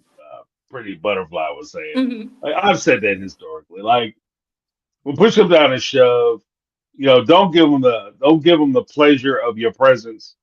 So if he don't know how to do right, get on get on with the next one. Get on with the next man. But Mhm. I also think that there's a point where if you're going to leave somebody, never leave somebody for somebody. And I think that was Right. kind No, of no, the no. fatal flaw in the Yes. execution of what Meri was doing. Because if you leave Correct. somebody for somebody, if it doesn't work out, you'll find yourself crawling back to the man that you left or person you left because that turns Mhm. your leaving into a mistake because it didn't work out. Right. But it wasn't a mistake that you Mhm. left. The only mistake was that you got hooked up with somebody, you know, Correct. that turned out not to be That's real. fair. That's the only real mistake. But you wanting to leave or desire to find something better was the correct answer. And that's what I was saying earlier Right. about her saying that was it like security is about how you feel about yourself. I agree. Security and self-esteem is Mhm. about how you feel about yourself. But at the same time, if you're gonna if you're gonna go, you go. And you recognize Mhm. that you're not being treated well in that relationship, you recognize you're not being valued, it's not working out, you decide to leave, you go ahead and leave. You know what I mean? But you don't Right. leave somebody for somebody. Right. Exactly. So let me correct it. I would not leave somebody for somebody. I would just make sure, like, I'm whoever I'm doing cartwheels with, we're not going to be together afterwards. This is purely out of spite. That's what Meri should have done. That's not what Meri should have done. She's a good person. She's trying to get into heaven, and I'm proud of her. She's better than me because I wouldn't have done it. I would have done it. I would have cussed him out every which way, coming and going, and done cartwheels with some other man. Some man finer than Cody with all of his hair. Long flowing hair, like they looking like a 1980s rock band guy. Like he fresh out of hair band. Yup. The ride's like a Like, real motorcycle. right. A real motorcycle and has guns that he actually shoots. Yes. That would Madeline be the man. guy that I picked. The lumberjack. You actually cut trees down. Absolutely. Absolutely. But yes, but that is all I have to say. No, no, I appreciate it. I appreciate it. Thanks for calling and giving me a take. No problem. Have a great night. You too. Take it easy. Bye. Bye. All right, we got is Bella back in the house? What's going on? What's up, James? How are you? Whoever said to turn off the YouTube while being in the back room or what backstage, you're right. Uh, That's how you get rid of the okay. echo. Okay. Well, glad you're Okay. here. Yes. So James, you made a video. You made a video last week about Mhm. Cody's great escape from Utah was because he was under persecution, but it was really so he could get some good uninterrupted Cody time with Robyn. Right. I Right. agree. Because I already thought when he was talking about the one house and all the ladies was against it, he knew they was going to be against it once they got their own little personal mini Right. mansions in Las Vegas. That was the beginning of his escape plan. And the CV-19, the corona was just God answering Cody's prayers, because once he got a taste of that and he got to sit up under Robyn all day long, he was like, Yeah, that's thank where you. he wanted to be anyway. That's where he wanted to be anyway. It just took his plan even further. He's like, I knew it was gonna fall apart when I uprooted him and moved to Flagstaff, but now that the Karina came in, because he was Right. sitting remember they had to beat it at the table, and he was like, I'm wondering if everybody's so unhappy, I'm wondering why anyone's here at all. Honestly, I don't give a damn. He said that. Right. That was the first time he said, because even in that conversation, that was the first time he said, you guys are not meeting my goals, or you guys are standing in the way It's of my getting in the goals. way of my life plans. Yeah. I feel Well, like how does your family get in the way of your life goals? That is your goal. Like, what are you talking about? y'all What? really getting in the way of what I want to do. I can't understand why anybody would want to be here if you're so unhappy. That was his passive. That was very direct, though. It was raw. It was real. We hate him for it. But when someone tells you to the point of what you're already feeling in your gut and it's distasteful, for example, I'm talking to a guy. He gave me I was like, let's date. And he said, I appreciate you as a friend. I ain't got no money. I really wouldn't know what to do. But you're my best friend and I love you. The truth is, it's not the fact that I'm his best friend. The truth is that he don't want to commit. When someone says something that hurts your stomach, but it comes with a spoonful of truth, run with that. And that brings me to my second point of what Christine did. And also why it's not always cool to be the cool chick. I feel like Janelle and Meri were the cool chicks, basically saying, you can do whatever you want, Cody. I don't really get into the weeds with it that much. It's fine. I'll roll with it. Meri did that with Robyn. Like, yeah, I'll find you a new hot bitch. I see you interested. It will get me some brownie points. And I feel like Janelle did it with I'm not like them other girls. I'm like your bro. I'm like your best friend. I'm really not emotional. I'm easy. Just come over here with them abs and that dick and we can do it. Right. And the coolest chicks got the least. The reason that Cody cried about Christine the most is because Christine made Cody work from it from the jump. From the jump, when Robyn came in the scene, Christine said, you can't drive 5 miles away and leave your family when I got a fresh new baby in the oven. She, from season 2 to season now, Christine wasn't about the shits. And that's why Cody cried when she walked away, because she made him work before. And Robyn, now this ain't on the scene or nothing. This is just my instinct talking. Robyn was always jealous of Christine. Best believe Robyn would come to Cody complaining about Christine, because whenever Cody talked about Christine, he said, oh, she was the one who made it all magic. She smoothed it over. She's a fairy. She's a trickster, but she's a fairy. She's ethereal. Robyn came in there at 30 years old, okay, while Christine was pregnant. Now, listen, I'm a woman, and I got the woman parts and the woman hormones and the woman feelings. If I walk up on a dude and there's a chick with a bun in the oven, I'm going to think about, y'all been laying together, and not just 1 time, 2 times, 3 times, because it takes a whole lot of nuts to make a squirrel, okay? So I know y'all been writing it out. Robyn was jealous about that shit. Yeah. And then Robyn acting oblivious to like what's going on with the relationships and the others. You're right. You're right about that, James. She's giving Cody his own medicine that he did to the other ladies, the gaslighting, acting like none of the conversations happened before. Robyn, you know that they done moved on. Robyn, you've heard Cody complain to you at the pillow talk, your own personal pillow talks, about how you don't want to keep running around up under these other bitches that he's over. So, yeah, and I think Robyn and Cody came in the game with good cop, bad cop. And Cody said, I'm going to be the bad cop. And Robyn, you be the good cop, because these bitches are already jealous of you. You skinny. You have a snapback body after you have babies. Like, you're killing them. So you be the good cop. And to piggyback off of the previous conversation, that was a plan that Robyn and Cody had about Robyn offering to have Meri's baby for her. Because what did Robyn do? When did she offer it? Right after she had Solomon. And she said, I mean, before they could even get all of the afterbirth out of her uterus. She said, now that I have you here with me, while you're emotional, I'm going to offer you a favor. That's emotional manipulation. While you're all unclear and I got all the hormones and new baby energy and you're crying, now let me offer you. That's emotional manipulation. They never planned to do that. For sure. I'm with you. I don't think that they were ever. I don't think it was ever going to happen.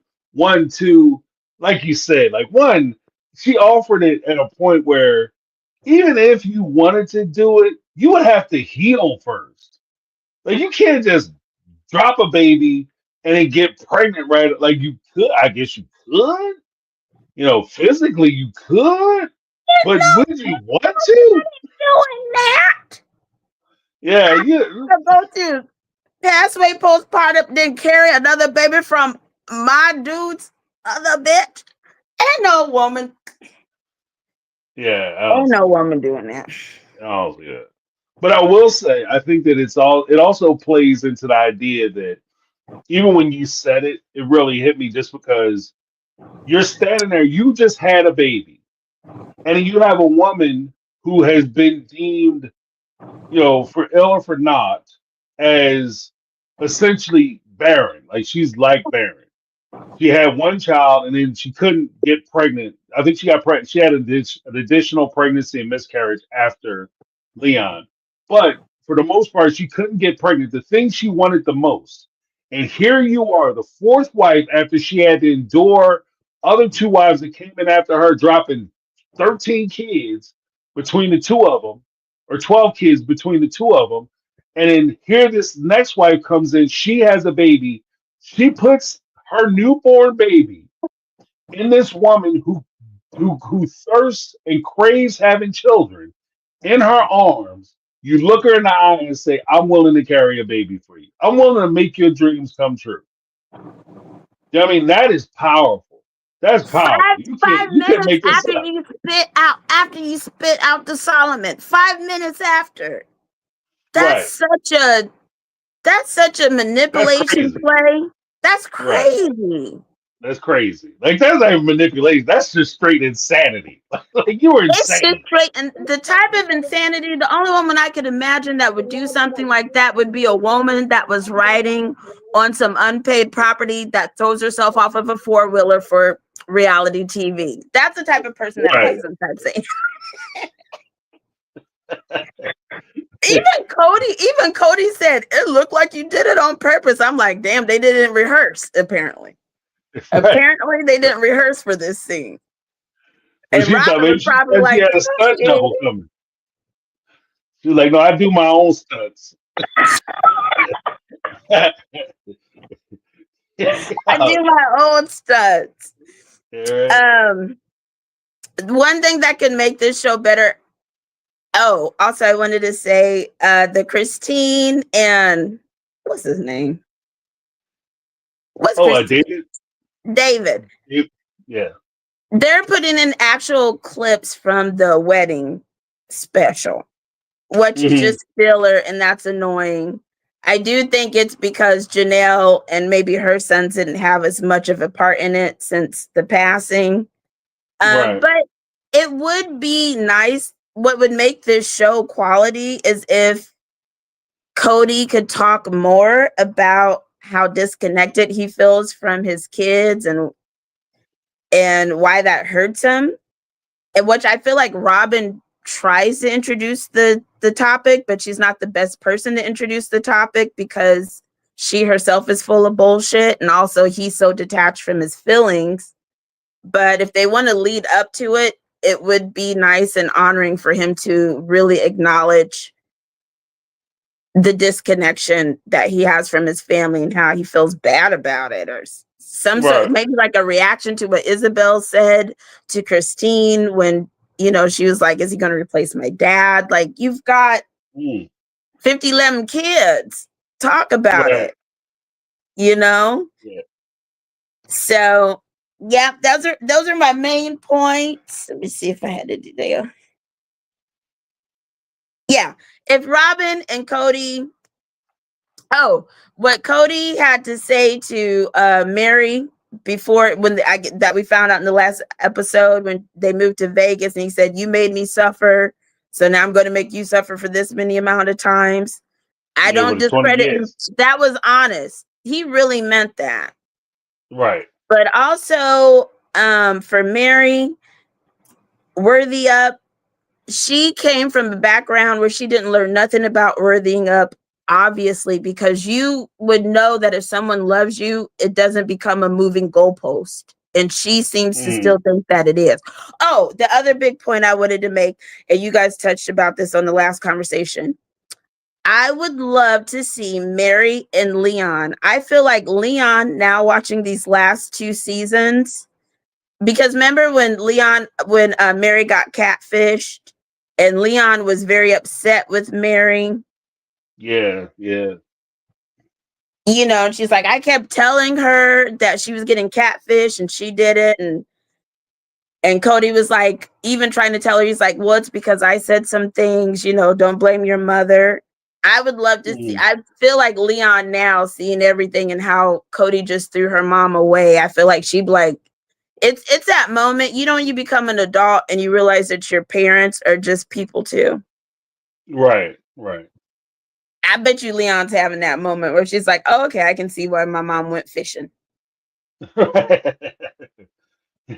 especially, I think that like the idealization of love and relationships is one thing when you haven't experienced relationships. And when you just have an idea or a theory how relationships should work, as opposed to actually being in relationships, that's when you come up with things and theories like, I'm never going to go to bed angry. We're always going to take time to talk it out. You know what I mean? We're never going to have disagreements because we love each other. No, in real relationships, you will go to bed mad sometimes and you won't sleep. So at some point, you have to learn to be able to work through your problems and your issues. And unlike television shows, your problems and your issues might not be solved in 30 minutes or 45 minutes. It might take you a couple days. You might mess up bad enough where it take you a couple days for them to calm down and want to talk to you, have a reasonable conversation with you without like cussing you out on sight. So you might need that time. But even in these types of relationships, you can't, the lesson that should be learned, and this is why I think it's so important, especially as parents, that we don't sit around and try to tolerate things because we are setting an example. And the lesson that should be learned isn't that, you know, I went out and I cheated on your dad. But the lesson that should be learned is if you aren't being treated right, then it's time for you to go.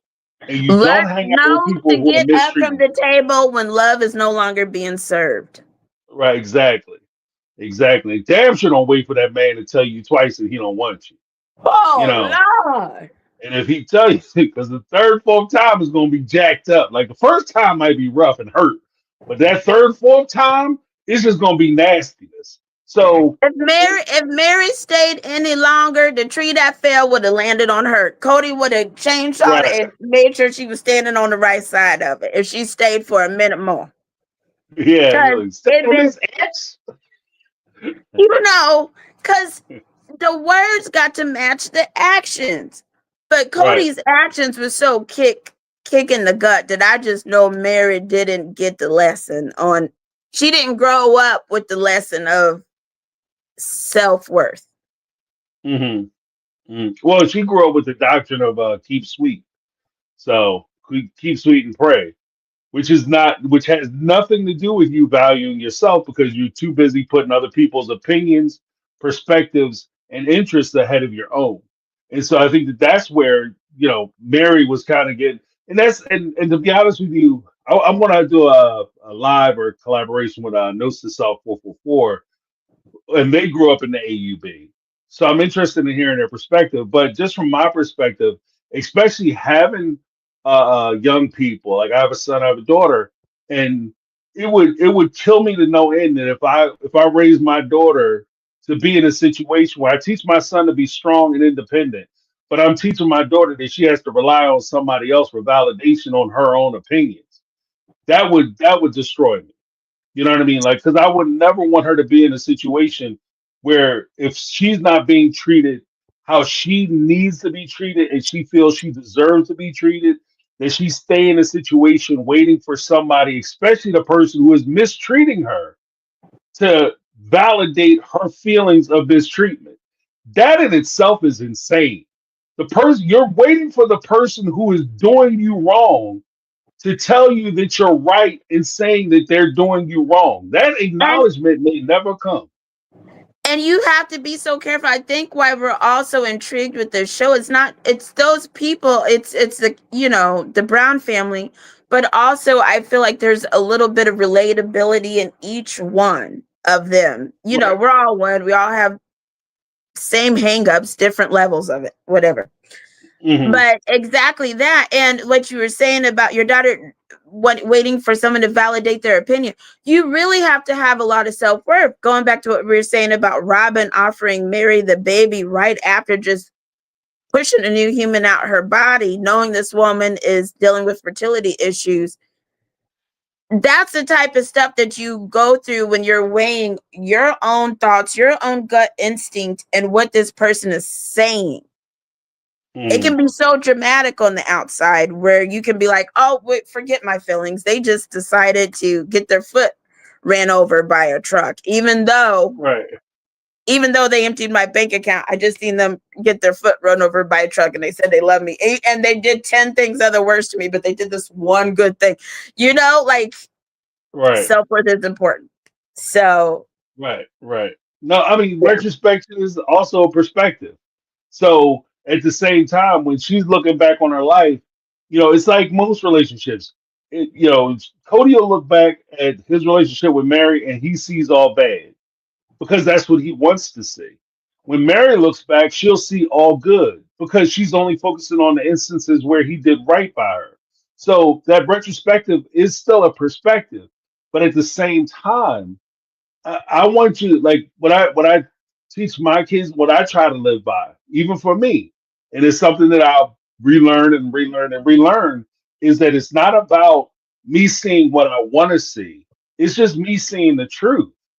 What not good, not bad. What happened, and then not good, not bad. Right. Then you just then you decide whether it's good for you or bad for you. But it's what happened. And when you look back on your life, the way he treated Meri, the deception in him not coming over to her house, not spending time with her, telling her in a rental property after he moved her from Lehigh under the premise of a lie, you move her from her home where she's surrounded by family to a city where she doesn't know anybody so that Robyn can be closer to her parents when she gets pregnant. Oops. All of a sudden, then you tell her when you have her isolated and alone, I'm going to treat you. You put me through hell for the last 20 years. I'm going to put you through hell for the next 20 years. And this is after you moved her away from her family, away from her parents, or away from her mom, rather. So, I mean, there's a certain level of cruelty. And I'm going to treat you like this, and we could get together if you do these things. That's bullshit. Yeah, as soon as he pull a list out, like, you know what you can do with that list.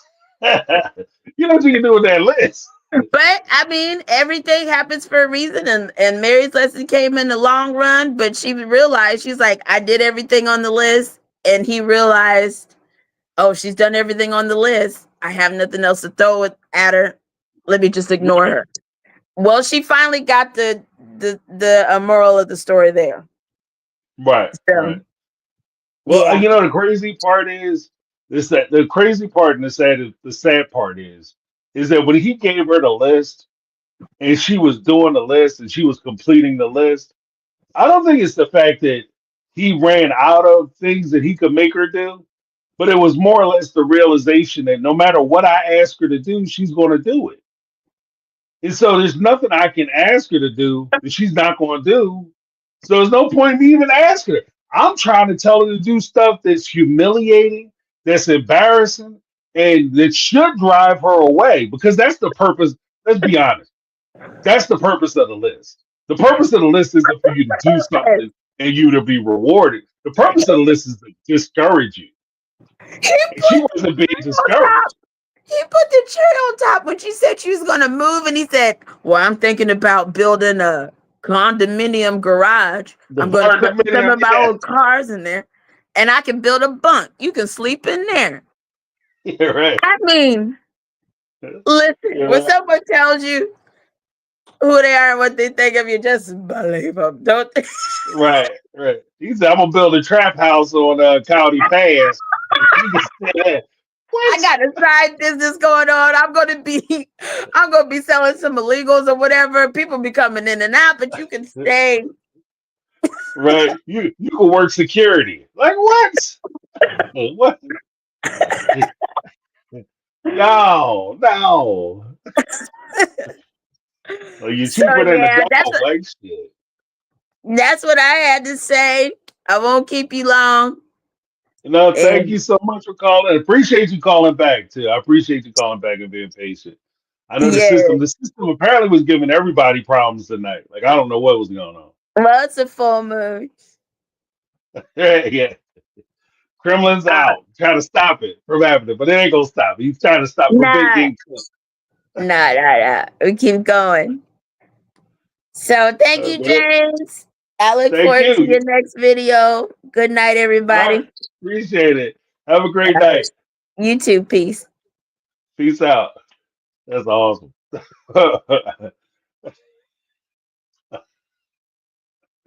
But yeah, guys, I appreciate everybody calling. Look, I'm gonna tell you like this. With pushing out the chef, you guys give me energy. I was tapping out. I was ready to tap out, but you guys brought me back. I would just say this. Like, I recognize that the sister wives, it's easy to pardon some of the behaviors, some of the attitudes to this is the way they were brought up. And I recognize that and I acknowledge that. And I think that there's a lot of truth in that. I do. I think there's a lot of truth in that. I would counter some of that though, with a blaring example though. Even in the in this collective of ladies who are raised to be subservient, we also have to recognize there are ladies who are wolves in sheep clothing when it comes to some of these situations. There, if you talk to what is it, like Notes to Self and folks like that, and you even listen to the name slips my mind. There's a couple that grew up in the AUB and one grew up in FLDS. But when you listen to them talk about it, they always have stories about women who take these families over, become the first wife, and are very conniving. And they look out for their own self-interest. They may not combat with their husbands, but they will go at these other ladies and these kids and these other parts of the family.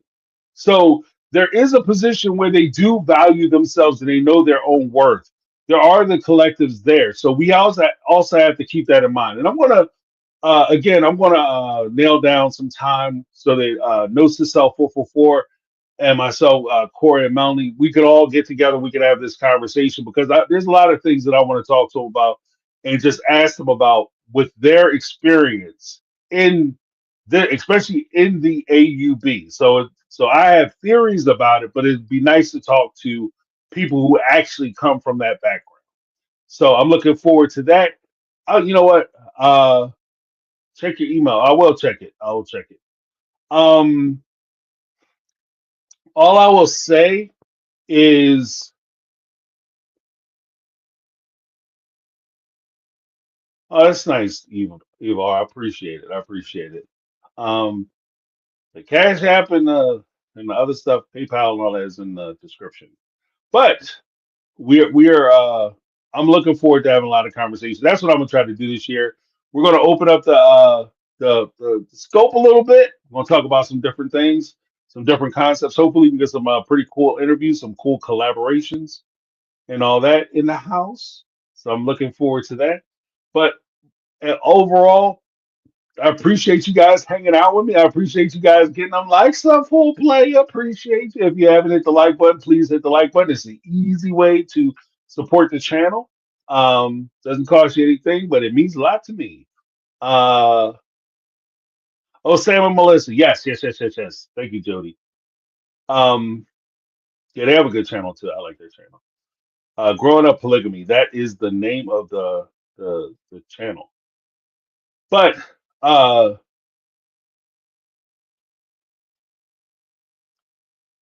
much fast season.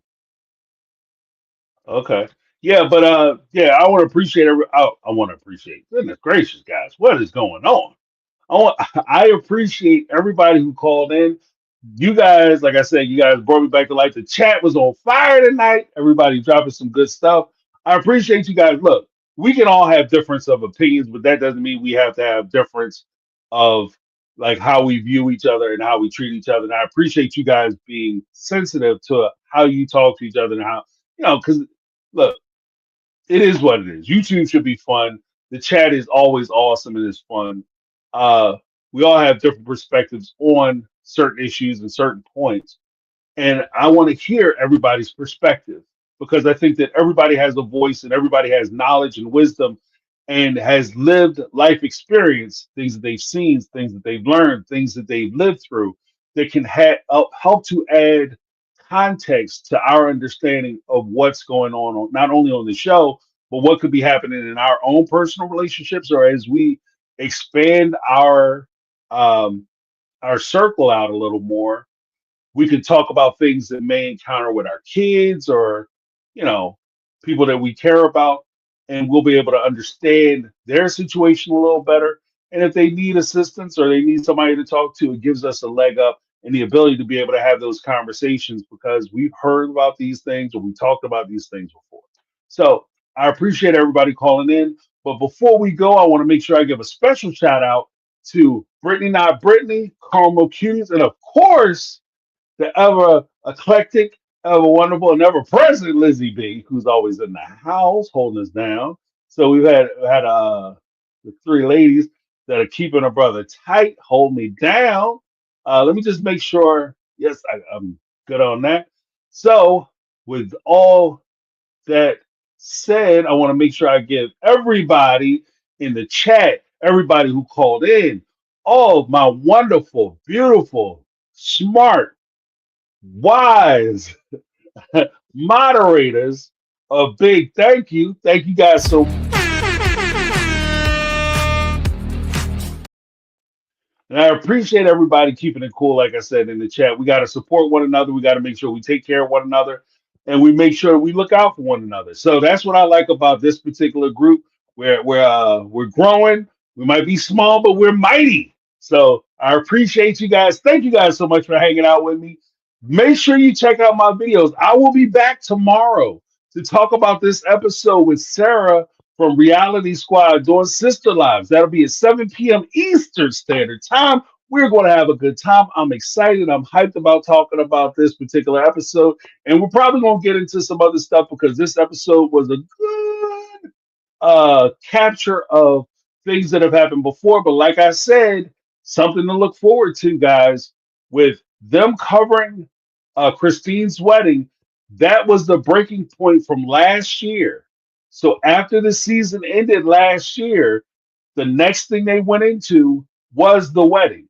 So with that being said, as they move forward, we're going to get all new content. So that's something to look forward to. Thank you guys so much for hanging out with a player. Guess what? That's my take. I'm James. This is My Take on Reality, and we are out. Have a good night, guys. Thanks.